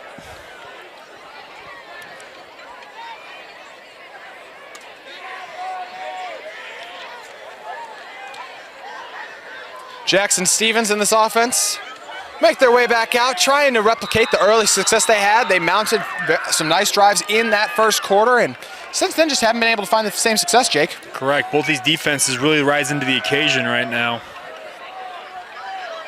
Stevens keeps it to the outside. And it's well played by the Silverwolves. Making the reception was Baguette, but the Silverwolves, the pack, swarming. Yeah, nicely done there. Number 14, Colby Burton, coming up with a nice form tackle there. Forcing Baggett to the inside and not allowing him to get any yardage on that. Officially no gain on the play. 3 minutes now to go in our third quarter. That pass will officially go for no gain.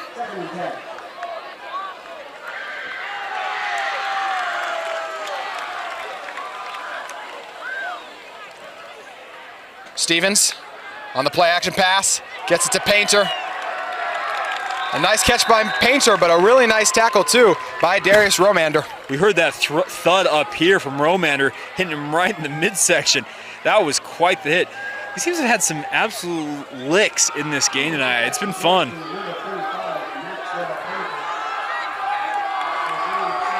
Gain of 7 there for Painter though, so nice pickup on second down.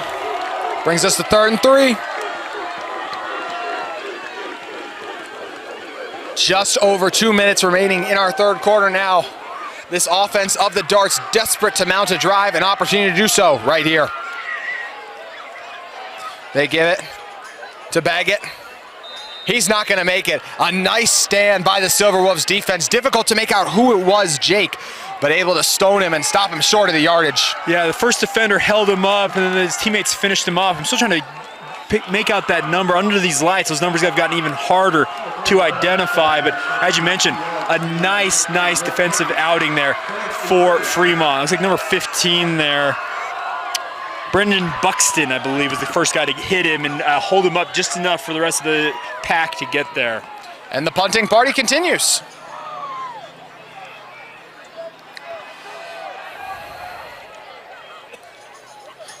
Another quality punt there. Didn't hold on to it as long as he did a couple of those previous times was Caden Egan. Yeah, these punters showing off some leg right now. It's fun to see. Obviously, their head coaches aren't going to be happy about the fact that their offenses are stalling out, but these punters are enjoying the extra playing time. Special teams coordinators with a nice fist bump on the sideline. Indeed. One of the most underappreciated coaching positions in the entire sport. Absolutely. Honestly, in sports in general. Sure, good point.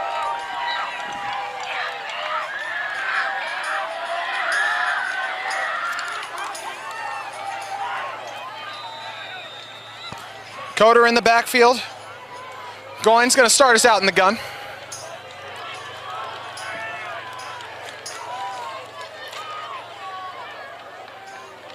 Give us Drew Cotter. He's got blockers. But well played by the darts. And nicely done by the darts. The defensive end out there really holding the edge there, forcing Cotter back to the inside. He obviously wants to get to the edge there. Pick number 17, Cale Jenkins, I think was the guy. No, it wasn't Jenkins, excuse me. Number 18 on that far side, I think, who the number is. Maybe not. I don't know who that number is. They're trying to still make it out. Tough with the scrum. That happens on those running plays for us up here on top of the press box. 35 seconds to go, 2nd and 9. To the outside, gets it to Hall. Hall, the wide receiver screen, only going to yield a few yards. Yeah, that was a pass that I am actually stunned he was able to haul, and that was so far in front of him, but well done all the same. Hall able to haul it in. You know I had to say it. With only 13 seconds left in this third quarter, we'll see if the Silverwolves do run a play. At the very least, you have to imagine you're going to try to get him to jump off sides. Yeah, Mason Murback, by the way, was on that previous play, the defensive end, who really held things on number 28. And they're going to let it go to the third quarter. So a fast and furious third quarter capped off by some booming punts overall from Moyes Field. Don't go anywhere, 14-7.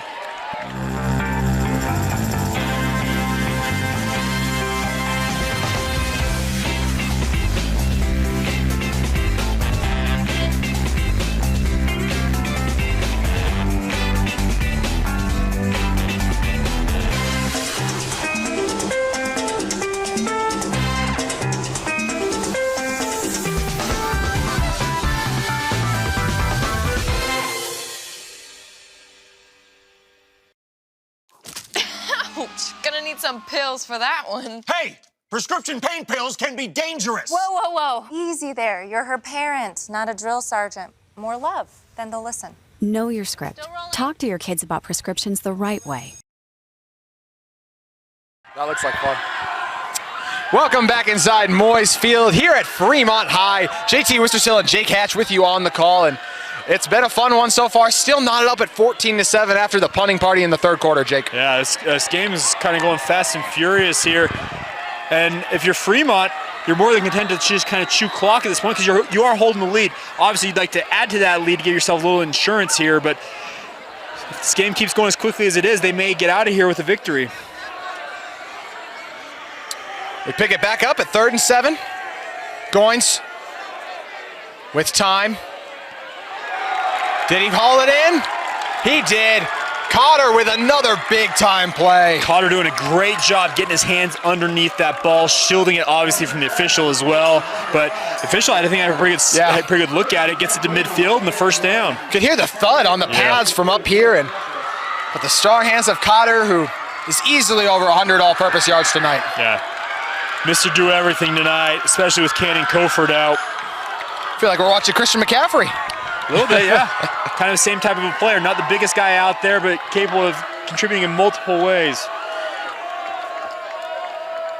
As this time he puts him in motion, they give it.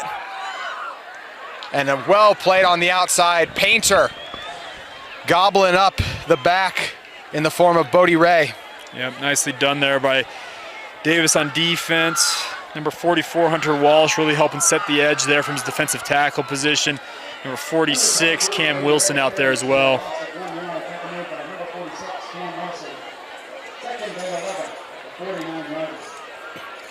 So officially at that, right on that 50-yard line now. Will be 2nd and 11 after the loss of a yard.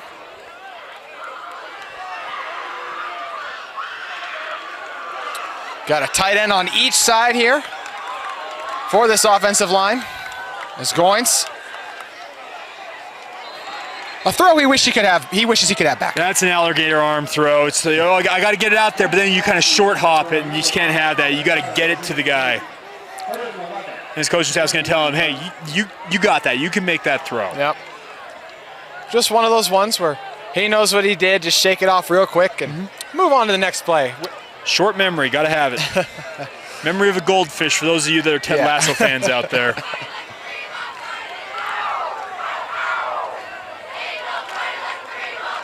10:33 to go here.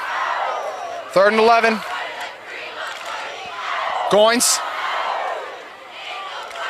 Moving around, feeling the pressure, just lofts it up. It's picked off. Opportunity for a pick 6 here. He's over the 20. Cuts it back inside at the 10. Gonna get dragged down right around the 5. It's Caden Swap with the big pick. Awful decision by Goins. I think he just trying to get rid of that ball. Caden Swap said, oh, hey, I'll take that, and nearly housed it. And a huge opportunity here inside the 10-yard line for Davis on defense. Absolute golden opportunity here for the Darts. You're talking about a Darts offense, too, that in the 3rd quarter was lifeless. And because of the huge pick by Swamp, they are totally re-energized here with that great field position. It looks like it's going to be at the 7-yard line. Momentum-changing play right there. We'll see if they're able to capitalize. They're going to go in that heavy set I formation. Their 2 trips in the red zone so far. The first one yielded the interception. It was the last time they were on this end of the field, but their most recent red zone trip resulted in a touchdown. As this one they're going to air out. There's a lot of fighting in the backfield there. Difficult to see with the ball, but falls incomplete. Flag came in, though. I'm expecting PI there. The defender never really turned around, had hands all over the intended receiver there. So I'm expecting this will be half the distance to the goal, and they'll try it again.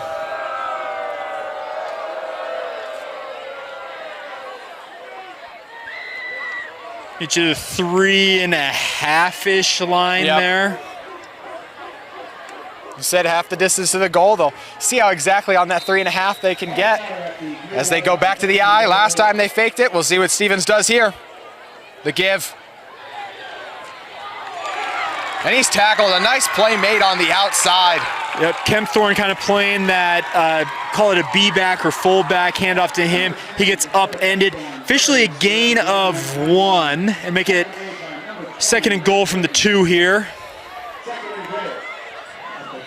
They stick with the same formation. They give it right back to Kempthorpe. Did he get in? He did get in. Kempthorpe ties us up at 14 apiece, going low, and he gets rewarded with 7. I wonder if Kempthorne was going to be ruled down short, but that line judge came in, saw where that ball is at, and made the call. In for 6. In for 6, exactly. Spoke a little too soon there. We'll see if they can make it 7 here.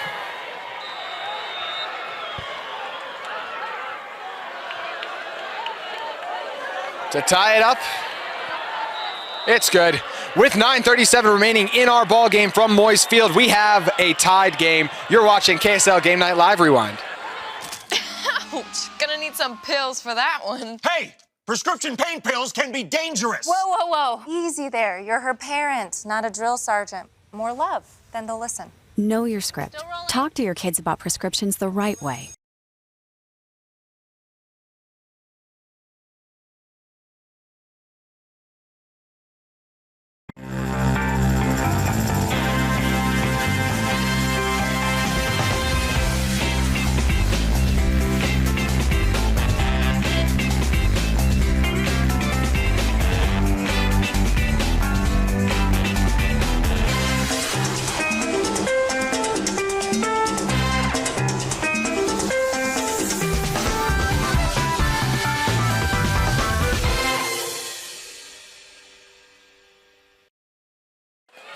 Welcome back inside to Fremont High here at Moyes Field, where we have a tied ball game, Jake Hatch. We do. Davis capitalizing on that interception as you would hope they would do, and it's suddenly 14-all. See a little squib kick there. Be able to get it. Still staying up. Nice, able to make a little bit of, get the extra yards out of it is Drake Parker there. Yeah, that was a dangerous kick. Yes. That backspin on it, because that ball is a free ball. If you can get on top of it, if you're Davis, that you get the ball right back. Luckily, you said Drake Davis came up and got it, correct? Yeah. Yes, Darts closing in quickly on that one too, as it took that bounce. Well, that was the game plan for that. You want to kick that high and hopefully get that bounce and see if you can get down on it. One of the few returnable balls we've had tonight. It was nearly returnable for the Darts. As Goins comes back out, they've been shut out in this second half. This last throw, of course, the big-time interception. Hoping to make amends here. Give it to Cotter. Cotter trying to get to the edge. And he was chased down all the way on that play by Colby Flint. Okay, Colby Flint came into tonight's game with 81 tackles on the season. He has been a tackling machine. I think that's the first time we have called his name tonight. It's been a pretty quiet night for him, but you saw him screaming down the sideline there, chasing him the entire way. And officially a pickup of 2 thanks to him just being a guy who can just really run with that running back. Sideline to sideline quickness indeed as our clock dips just under 9 minutes here. 2nd and 8 officially on the carry. Goins, give it to Cotter. Darts wrap him up for a minimal gain. The problem with that play right there was the snap. You saw that kind of loop high. It was just a slow snap. I think he might have hit a leg or something like that from the center. That disrupted the entire timing of that play, resulting in only a gain of 1. Offenses rely so heavily on timing, being a well-oiled machine. Even a slow snap can cause dysfunction. It's crazy. I know people are sitting there, really? It can. It is. No doubt. 3rd and 7 after a gain of a yard. On the 30.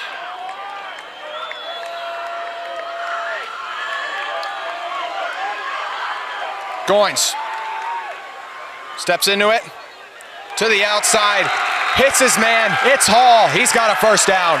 Hayden Hall, I think, was surprised how quickly that ball got on him, but well thrown there by Goins. Stepped into that throw, gunned it in there nicely, and moves the sticks. Nicely done. Gunned in indeed. Nearly got stuck in his face mask with the velocity. You saw Hayden Hall was more of like a reactive instinct, like, oh, hey, that ball's right here. Okay. Big first down here for the Silverwolves.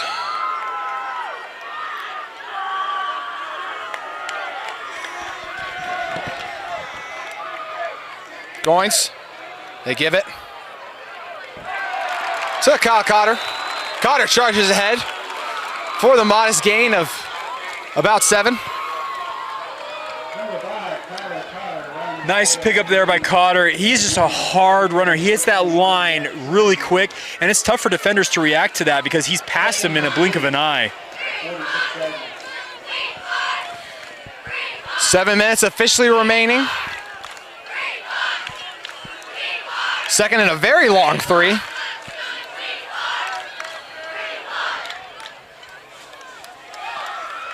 Goins feeds the beast in Cotter. Shaking off the initial tacklers is Cotter. Gains maybe a yard or maybe 2. Looks to be a favorable spot. He had to work hard for those though, Jake. He shed 2 would-be tacklers there just with his speed, getting around it. Nearly got the first down. We're in the 3rd and 1 here. That's a huge run, all things considered there. We'll see if they go back to him on 3rd down here. Cotter, been the star of the night for this team. For me, yeah. Number 5, you're getting the ball. Go. Pistol set once again here, more of a heavier set. Only 2 wide.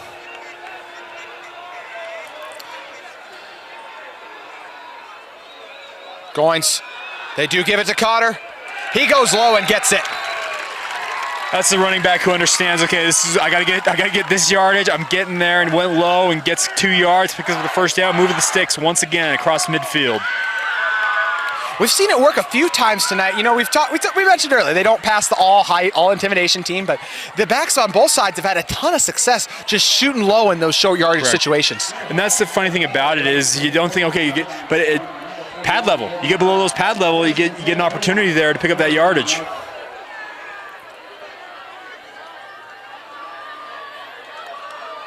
Goins gives it to Cotter. Cotter shakes 1 tackle. Another nice gain by Cotter. That's got to be frustrating for a guy like Connor Saunders there, that defensive end. He's left in no man's land. Okay, I'm going to just try and swipe his feet out from under him. He's got such quick feet, speaking of Cotter, it's just impossible, and he picks up 6 yards as a result.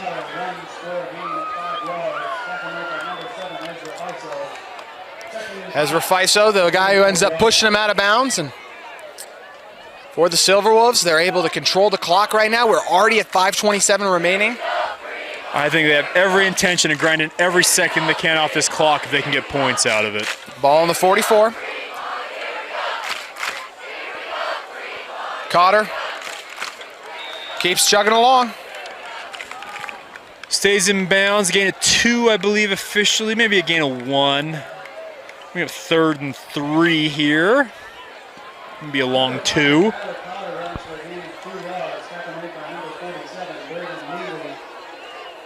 Leary, the man who comes up with the tackle.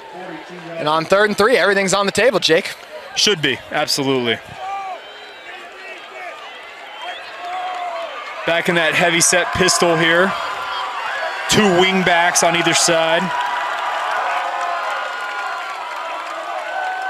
See safeties deep in that box, but Cotter charges ahead for the first. Yeah, number 17 there for Davis. Cale Jenkins actually got upfield nicely there. Actually ran out of the spot he needed to be in, and Cotter exploited it for the first down. We have an offensive lineman getting up slowly for the Silverwolves. He does end up having to go back down. We're going to take a quick break, and we'll give you the name and number of the man down for the Silverwolves. Jake said these are awesome for studying. Line. You shouldn't ever take someone else's medication. Know your script. Talk to your kids about the dangers of sharing prescriptions.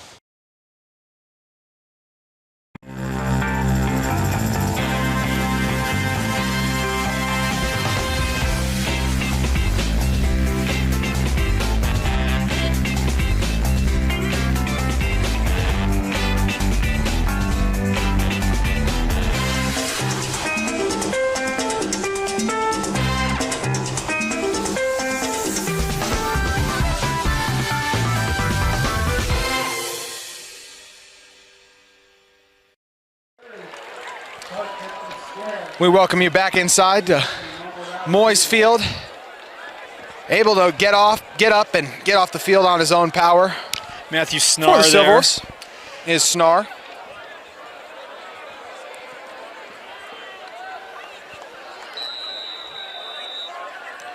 So the clock will wind now after the injury stoppage momentarily. 4:30 to go here. Goins. We see the little shovel pass there. Making guys miss. We haven't called his name much tonight, but he gets some action there in the form of Dakota Argyle. Yeah, Argyle nicely done on that. We used to be called the Utah, but it used to be the Utah pass. It was originated at the University of Utah. It's now called the shovel pass. It's very effective when run well, and obviously Argyle picking up nice yardage there. Taking a tough hit along the sideline was a Davis defender. He is currently down at the moment as trainers and coaches rush over. We're going to take another break as we deal with this injury.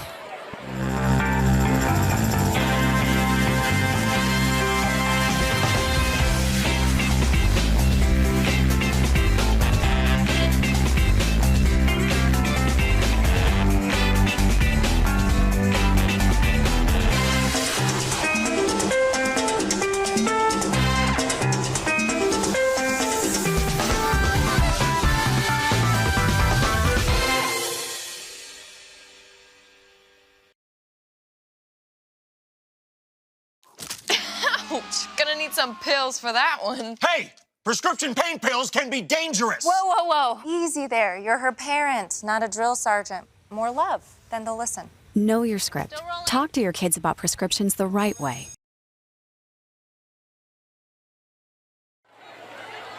Cam Wilson able to get off the field with a little help from the training staff of the Davis Darts.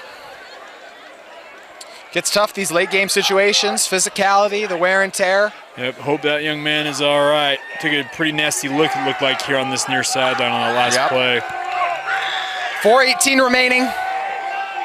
1st and 10 from the 29.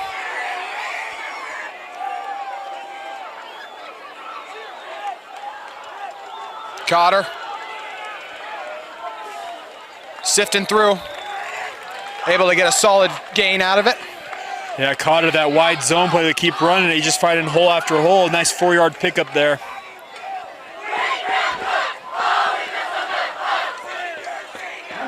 Don't have the numbers on me right now, but it feels like Cotter's gotten it 10 plays in a row. Yeah. Ride that pony. In Cotter we trust, say the Silverwolves.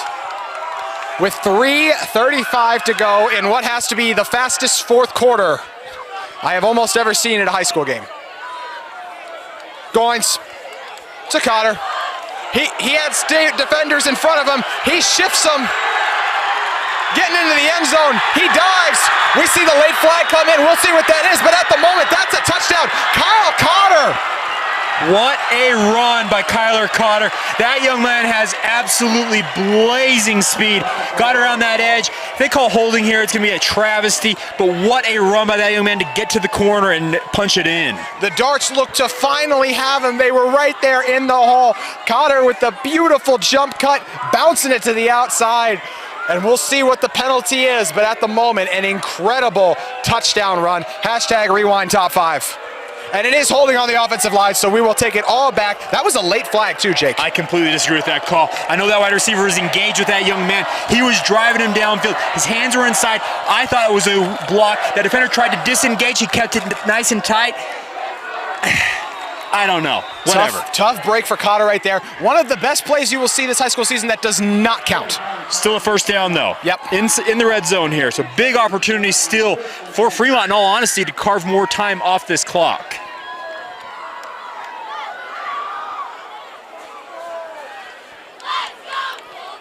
.316 remaining. Cotter trying to get to the edge again. Well played by Davis. Coming up and making the play there was Jensen Jacobs. Cotter in bounds once again. Just couldn't get the edge there. Well done by Davis, as you mentioned, just coming up, just setting the edge there. Nowhere for him to cut up. He kept looking for a chance, but well done by Davis, filling every gap there. And officially a tackle for loss, so the first negative run we've seen for Cotter in a long time. If that's a loss, it's by inches. Yeah. I'm not going to lie. It is a game of inches, Jake. It is. True. Good point. 2:35 to go here from Fremont High. Not all TFLs are made the same. Yes.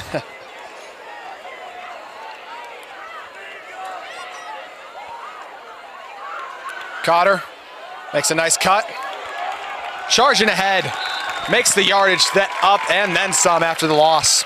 I feel bad for Cale Jenkins. He has beaten his guy inside a couple of plays on this drive. And what does Cotter do? He goes right where he was at. He gets upfield on the play there, and Cotter just exploits it and gets a nice gain. Cotter exploiting indeed. Cotter actually goes down. Looks to be a cramp at the moment as they're stretching him out. Yeah, I hope he's okay. On the sideline. He's carried that ball a lot so far tonight. Put the team on his back in many ways, especially on this final drive here. And you see the Darts kind of realizing we're in this no man's land now where we have to burn some timeouts. Yeah, they got to preserve clock. There's no doubt about that. They were hoping at some point they could obviously stall this drive out, but credit to Fremont. They have just kept grinding and grinding and grinding. And that clock, they're taking what, almost 7 minutes off the clock? Could be even more, honestly. This is, and I know there are Utah fans probably out there watching this. This is what BYU did to you guys a couple of weeks ago. It's not fun when you're the defense, and this is happening play after play after play. But guess what? Utah, you did that to BYU in 2019, so both sides have had it in that rivalry series at the college level. Fremont's doing it right now to Davis. I like we can talk about the 2019 one more. We can talk about that one. I like that one a lot better than the 2021 one. That was a 9-minute, and that was an impressive drive. Zach Moss ended that game single-handedly for Utah. Moss, an incredible player, and very well the best back in the state of Utah. We don't know what's going on in other games, but Cotter's got a shot tonight for his performance. He is balling out. And you give it to him again, of course. He charges ahead. He dives in, getting the 6 points. Cotter put the team on his back that drive and punches it in for the touchdown right up the gut as the Silver Wolves take the 20-14 lead. What an exclamation point by that young man, Kyler Cotter. Gotta give credit to that offensive line. They opened a nice hole. He shoots through it, dives in for the touchdown, and that very well could lift his team to a victory if they can get it done on defense upcoming. On to attempt the point Ivor is Dax Iverson.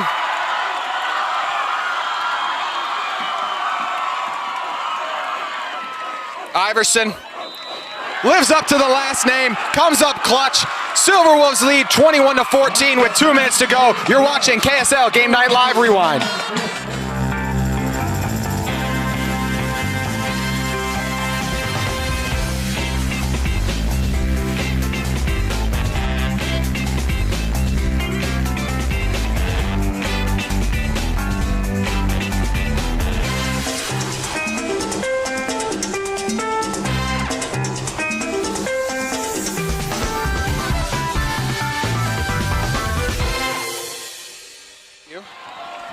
Welcome back inside Des Moines Field, where we just saw Kyler Cotter right there just putting the team on his back for a lengthy drive, getting the lion's share of the yards there overall, and that is that's every running back's dream right there, is to have a drive where it's like me, and you finish it off with a fantastic touchdown run. Well done by that young man. As you mentioned, we don't necessarily know how the other running backs are doing in state. I'm going to venture to say that Kyler Cotter is right up there with the best in the state tonight, if not the best. Big boys up front did a great job on that drive as well, as this one's booted away with 2:08 to go in our game. Lots of time for the Darts to tie this up. Looked to be a little bit of frustration there out of Jacobs, as I think he wanted to have a shot at that one. Obviously, but that Davis offense has been on the sideline for about 7 minutes now. They've been waiting. They got 2 minutes to drive the length of the field. They got 80 yards in front of them to tie things up. We'll see what they do.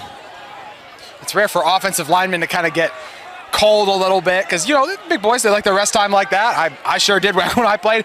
But right now, the Darts, I'm sure, were more than ready to get back out there after sitting on the sideline for so long, as Stevens in this offense come out in desperate need of a drive as it starts from the 20. Stevens steps into it, hits his man perfectly in stride, dropping it in the bread basket to Baggett. Yeah, Easton Baggett, nicely run route there, just a 9 route down the sideline. And credit to Stevens, he put it right on him. The bread basket catch by Baggett. As that officially goes on as a gain of easily over 25 yards there. Stevens to the outside. The tough catch by Painter. And that's another Painter on that out route there. And obviously, Stevens showing off his arm talent right now. He's delivering passes to the far side of the field multiple times. 1:35 left on that clock. Stevens. The surprise rush. And easily getting the first down and then some on that carry is Trey Talbot. Well, Davis, they're making this look easy right now. They're moving it, we're already down inside the 40-yard line. They've moved it 60 yards in 4 plays. 1:15 left, and they know it on that Darts offense. 40 yards in 4 plays. Stevens with time. Unable to make the difficult sideline catch there. Now a little too much on that one, obviously. Is Hogland. Well, we can breathe for a moment here, other than complete pass finally.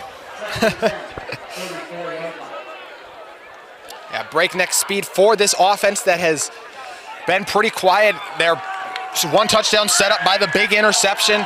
This by far the most yards they've had on a drive tonight, and they have 1:07 to cash in for 6. Stevens throwing it up, got a man, unable to connect with him as it falls incomplete. The target on the outside was Baggett. Yeah, Baggett's gonna rue missing that one. I'm actually stunned they did not get flagged down here. These receivers were not set before that ball was snapped. But Baggett will be looking at it on that film tomorrow and being like, should have had that one. 3rd and 10 with a minute to go. Just under a minute, actually, 58 seconds. 4 down territory, of course, for the Darts here, but still feels like a big opportunity to get at least some of the yards here. Yeah, this is 4 down territory. You got 2 downs to get 10 yards here. Don't need to go for it all. Ball on the 34. Stevens taking a deep drop. Waiting. And he's gonna go down. Who else but Wild? The Wild man, Gage Wild, with what I think should be his 4th sack of the night. What a play. And Stevens, the credit to the back end of Fremont's defense. They did not allow anybody to come free. Stevens was looking, just could not find anything. And finally, Wild cleans up the sack there, forcing a timeout. And now 4th and long. 4th in the ball game upcoming. Tough for any offensive line to hold up for that amount of time. Eventually, it's going to break down for, felt like at least 8 seconds there, Jake. Yeah, the Fremont linebackers and defensive backs, they earned that sack for Gage Wild. He needs to thank every single one of them for saying, you know what, that sack's for you guys. Thank you, thank you, thank you. Yeah, he has more of a few tonight that he can claim for himself as well. Yes, absolutely. But that one, that's a coverage sack, no doubt about it. It's going to be 4th and 13 here. as it looks like they move him back to the 38-yard line due to that sack. All right, one play here. See what Davis has got drawn up in that playbook for a 4th and 13.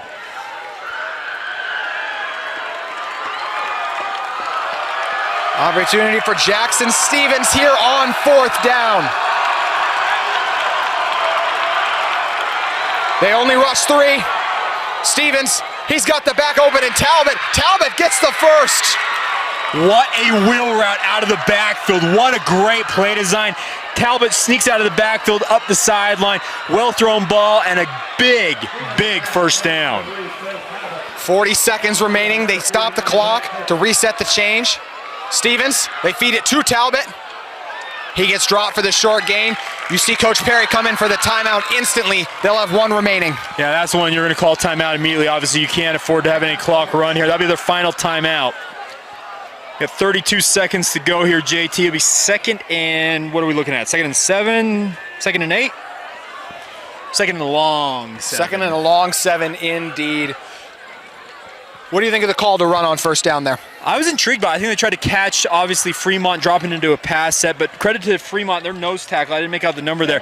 He actually stacked up the center there and actually two-gapped it perfectly and held him up. It was very nicely done by that Fremont defensive line. Well played indeed. I'm sure the thought process is every throw is going to be longer than 7 yards after this, so the clock will stop. And correct. 32 seconds is a lot of time. You're working the sideline here or 1st down. Those are your 2 options right now. Refs sound the whistles as both teams will slowly make their way onto the field. Mentioned 1 timeout left, or excuse me, actually, that was their final timeout, so 0 correct. timeouts officially now for the Darts.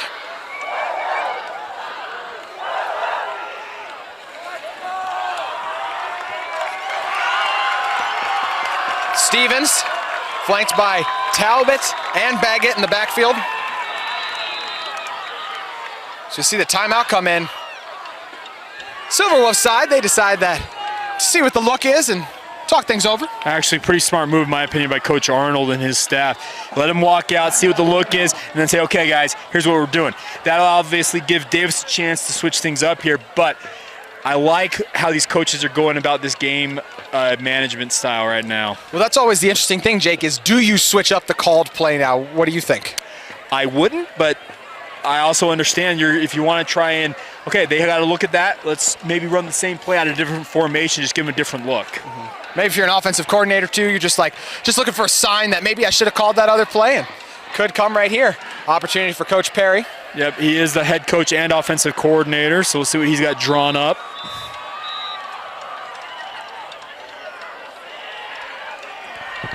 This 4th quarter flew by at a breakneck speed, of course, due to the Silverwolves' rushing attack and the incredible running we saw out of a guy in Kyler Cotter. And the last 2 minutes of this game have been wild. The 2-minute drill has been executed to perfection up to this point. Correct. But those crucial yards still left to gain for this team from the 14-yard line. Stevens gets it to Talbot on the outside. Talbot dragged down, coming over all the way from the defensive end spot to make a huge play for the Silver was London McFadden. Davis has got to spike this here. They're going to have 1 down. They got to get it. They got to figure it out there. They're wasting too much time here. What are they doing? Snapping it. They're going to play. Stevens goes for the slant. It's broken up. Going to bring up 4th down right here. Well done by the Fremont defender there. That number 14, Colby Burton, I believe, there on the coverage there. Well done by him. Fighting inside, getting inside leverage there and breaking it up. And yet again, 4th in the ball game upcoming. 4th and the ball game. 9.5 seconds to go, folks. We see the 2 backs once again. One of them Baggett, the receiver, the other Talbot. Stevens, 1 play, needs at least 8 yards. See a lot of movement. Stevens taking the deep drop to the outside. Talbot's wide open. Talbot dives. He got in for the touchdown with 2.7 seconds left on the clock. yet another wheel route kind of concept there. They left Talbot all alone, and he dives for the pylon, gets it across, and now we are an extra point away from potential overtime. Talbot, the hero on third down to keep the drive alive, and right there on fourth down, keeping the game alive with the big-time touchdown. It comes down to the extra point, though. Right here, we've praised the kickers tonight. What a job done by Stevens there to find Talbot, obviously. It's up. It's good. Tie ball game at Moyes Field with 2.7 seconds left. Wow, Jake. Well, you mentioned earlier on in that drive, JT, they'd run the 2-minute drill to perfection. Well, I'd say I was about as well run as you're going to find it. When you run a 2-minute drill, too, of course, you don't want to leave any time left on the clock. Sure. And it really is perfect with 2.7 seconds left. You think we'll go with the low squib kick here? It's going to be a squib kick. Yeah. It'll be on the ground, I would guess, and they're just going to force him to run the clock out here, and we're probably going to be headed to extra time. You and I had an overtime game a few weeks ago between Skyridge and Timpview. That was an exciting one. Same thing here. We have had a fun ball game tonight out here at Fremont High on Moyes Field. All right, 2.7 seconds. I expect nothing more than a kick right down the middle here. Force him to kill some clock. Hopefully kill all of the clock, and then obviously we'll go to overtime. Yes.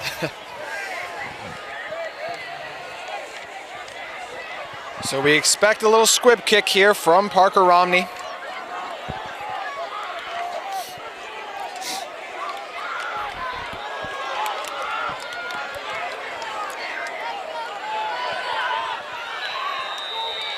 Romney.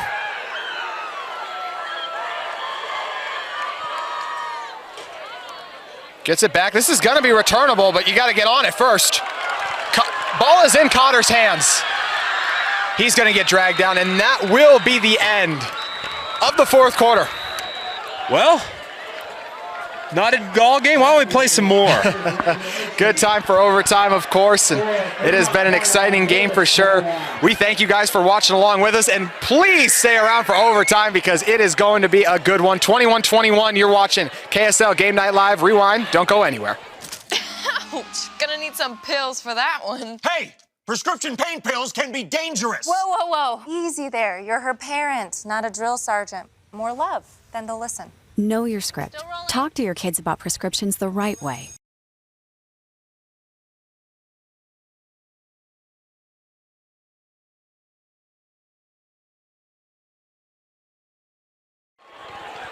Welcome back to Moyes Field. It was a fun one. We didn't want it to end. Someone at Buffalo Wild Wings hit the big overtime button for us, and we're going to get it right here thanks to the big-time Talbot score. Absolutely. What a play concept there. They went to that bunch formation, and it actually got Fremont all out of sorts. You could see them scrambling, trying to figure things out on the field. Talbot got left alone, gets the ball from Jensen, does enough just to get it inside that pylon there for the 6, and obviously the extra point. You got to make it to tie that ball game. You know, they went to it a few times. You get the two backs flanking Stevens back there and Talbot, and then the other back, of course, in Baguette, one of the deadliest receivers on this team, just creating that confusion, Jake. Yeah, well done. Well done on that 2-minute drive there by Jensen and company. And by the way, Scott Perry, their head coach, he's got to take some credit, obviously, calling a fantastic just kind of series of plays, moving them methodically down the field there. Resurrecting this offense overall in that second half. We mentioned the only score came off of the turnover. They were not able to mount a drive, and all the credit in the world to Coach Perry, as you highlighted there, Jake. Yeah, against the clock, obviously, but well done. And we will go to overtime. For those of you wondering at home about overtime rules, if you don't know, high school in the state of Utah goes to the college overtime rules, a.k.a. you get the ball at the 25-yard line. There'll be no time on the clock, and whoever, each team gets a chance, obviously, to score. And if you're able to stop the other team and get points, ball game. Not like the new college rule where you have to go for 2 either after that first overtime. You're not a fan of that? No, I'm not a fan. I'm a fan of it maybe if you got 3 or 4 or 5 overtimes deep, but not after the double overtime period. I get what they're thinking. We need to shorten the game. You know what? These kids that play, and you're just going to force them to go to 1 play only. Let's try something new. We're ready for the coin toss. As both coaches and players meet at midfield. What has been an incredible game by two 3-3 teams in this Region 1 battle for supremacy.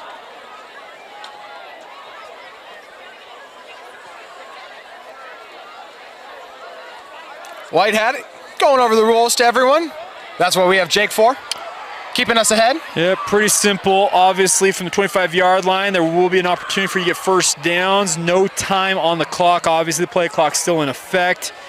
But it's you get a chance, the other team gets a chance, and if you can match scores, we'll go to a double overtime. We'll just keep going until one team prevails in the end. Could be here all night, and I don't think too many people would complain with the way this game has played out. It has been a fun one. It has been back and forth. There's no doubt about that. Long, lengthy explanation here from the wide hat. Let's get this going. Jake, are you a heads or a tails guy?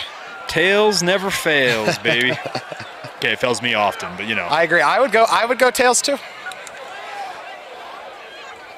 So, ref showing off his coin to the players right now, just kind of saying limited edition. Also his extensive knowledge, apparently, of overtime rules. See the there we Silver go. was trying to stay warm by doing some squats. Finally, we got the coin flip.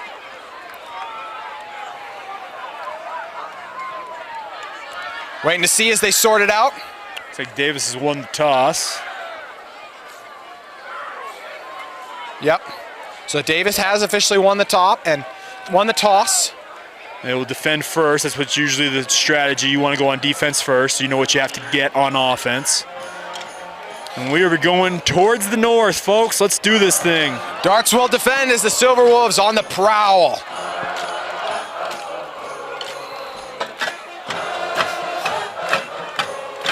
A Darts defense that I'm sure is eager to get back out here after letting Calbert and that offense run all over the field on them. Yeah, they don't have a good taste in their mouth right now. They want to get a stop, get the ball back for their offense and win this game, but that's easier said than done considering what happened on that lengthy drive there in the fourth quarter for Fremont. Kyler Cotter and the Fremont Silver Wolves make their way out. As you explained, drive will start on the 25.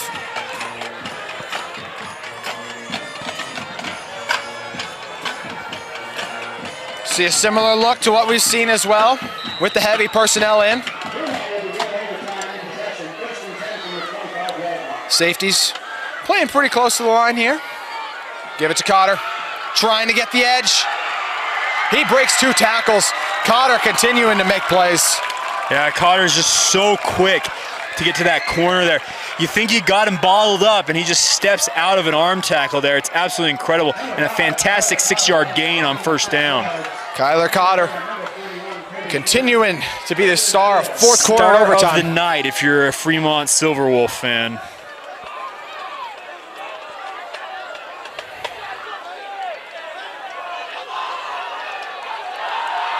Goins.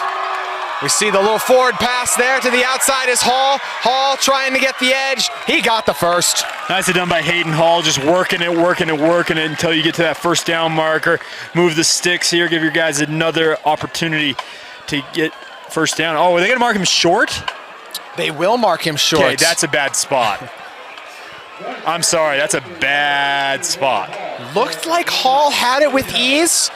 I guess it depends on where the ball was at when he went out of Yeah. bounds, but I'm sorry, a full yard short. I don't agree with that spot at all. A huge third down here. Got to imagine it's going to Cotter. High snap. It doesn't matter. Cotter charging through for the first. Cotter is so quick to hit that hole.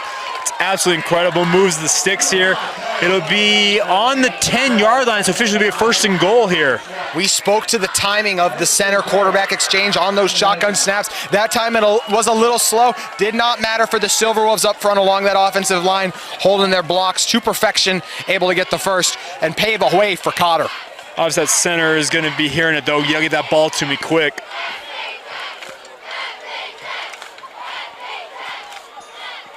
Goins, little forward shovel pass. Hall starts to take it inside this time. Ends up being a good decision as he gets a couple yards.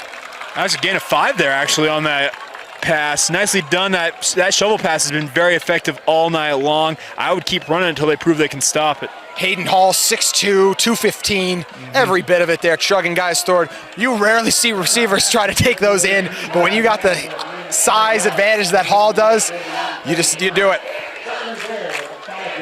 2nd and goal at the 5. They give it, Cotter. He's gonna try to get that edge. He's done it a few times. And finally, a dart able to drag him down on the initial stop there. The tackle made by George Dracos, it looks like, there on the tackle. Well done by him stringing that out, and obviously loss of 1 on the carry there. 3rd and goal from the 6 here. Bouncing it to the outside has worked so well tonight for Cotter. Right there, darts finally make him pay. It's not been easy to get a tackle for loss on him all night long. 3rd and 6. They stay in the same heavy look, 2 tight ends. Goins holding on to it. Sees a man, broken up on the outside, swatting that pass away there, making the big time play. That's gonna be a pass interference call. That defender got there early. Back judge saw it all the way and did not hesitate in pulling that flag and throwing it. That's gonna be a 1st down if I'm not mistaken. Well, actually, no, high school rules, no, it is an automatic 1st down if I'm not mistaken. Well, now they're gonna have a discussion about it here, so we'll see. If that ball was tipped, though, that could change this whole ruling. I don't think it was, though. Jeff Sumpson was the man on the break up there. I thought it was clean. I started to go into it. Jake did a good job pulling me back there. And the call will stand on the pass interference. So that'll be half the distance to the goal here. And you agree with the call? I agree with that. I felt like the defender got there early. That back judge did not hesitate at all in pulling that flag. It still will be 3rd down. Okay, so it is not an automatic 1st down situation here. We're gonna have a timeout called by Fremont to talk things over here. Because at this point, obviously, you need points. So if you don't get in the end zone here, you're gonna kick it. 3rd and goal from the 4th. Cotter's been the guy. 4's a long way to go still in this situation. I actually kind of like that play action look on that last play there. I don't know if this thing you can go play action again here. I think the ball is going to go to Cotter, but if it was me, what have we not seen from Cotter for a little bit here is that swing route out of the backfield. See if you can overload that side of the field, get everybody moving downfield. I know the field is compressed here, but it may be your best bet to get him into space. We'll see what they come out with here.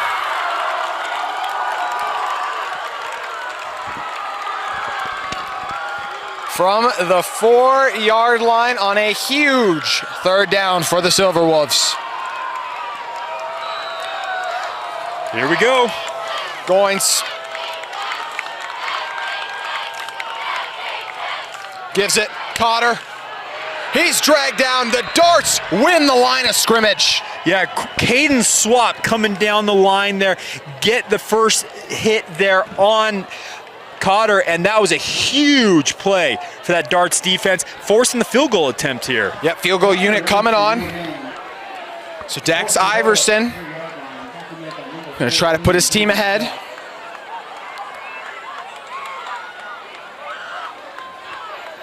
Officially a 21-yard attempt is no longer than a PAT.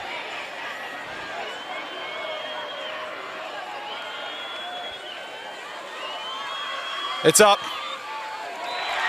Iverson continues to come through. It's good. Silverwolves lead 24-21.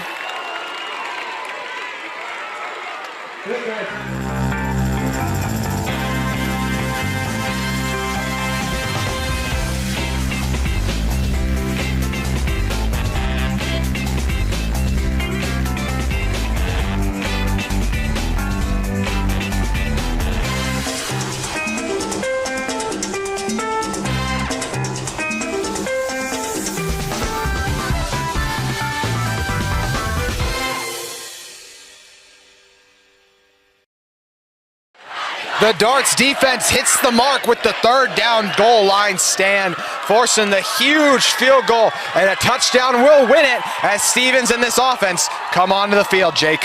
Hits the mark, I like it. Well done by you on that one. All right, opportunity here. Touchdown wins it, let's go. Stevens fakes it, the play action to the outside, Baggett. Dragged down for a gain of 3. Colby Burton there on the tackle. Johnny on the spot, obviously with Baggett trying to work to the outside. Nicely done. Gain of officially 3 there.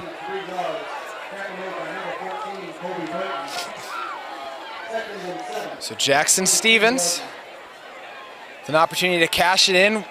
We had 1 touchdown, 1 interception in that first half. Right now, sitting with that 1 touchdown in the second half, an opportunity to get over that ratio if he can punch one in here. Wanted to be the big man on campus. Go score a touchdown right here.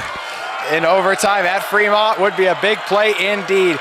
Talbot's motioned out. They look to him for the wide receiver screen. He's got blockers in front of him. Reese Painter's block well. Charges ahead for the first down. Well done by that wide receiving crew on that outside there, engaging on those blocks, staying nice and tight, not allowing them to get off those blocks, and well done with that swing route out of the backfield for the first down.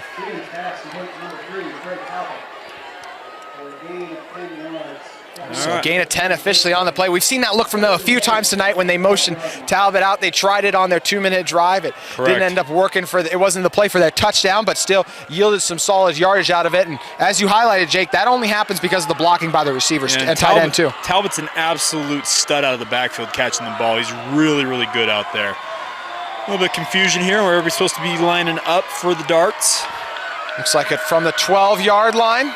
First down mark is still up. Stevens sees it all the way. Baggett drops the ball. Huge drop there by Baggett. Once again, he's going to rue that one. That was put right on his sternum. Credit to Stevens, he put it right on him. Baggett, I'm not sure he necessarily expected it to come that quickly, and drops it. Yep, unfortunately dropped it and took a shot in the back as well. Yeah. Baggett is not a big dude. 5'9", I think they list him at, let's see, 5'9", 150. So not the biggest dude out on the field, but he's got a lot of heart, I'll give him that.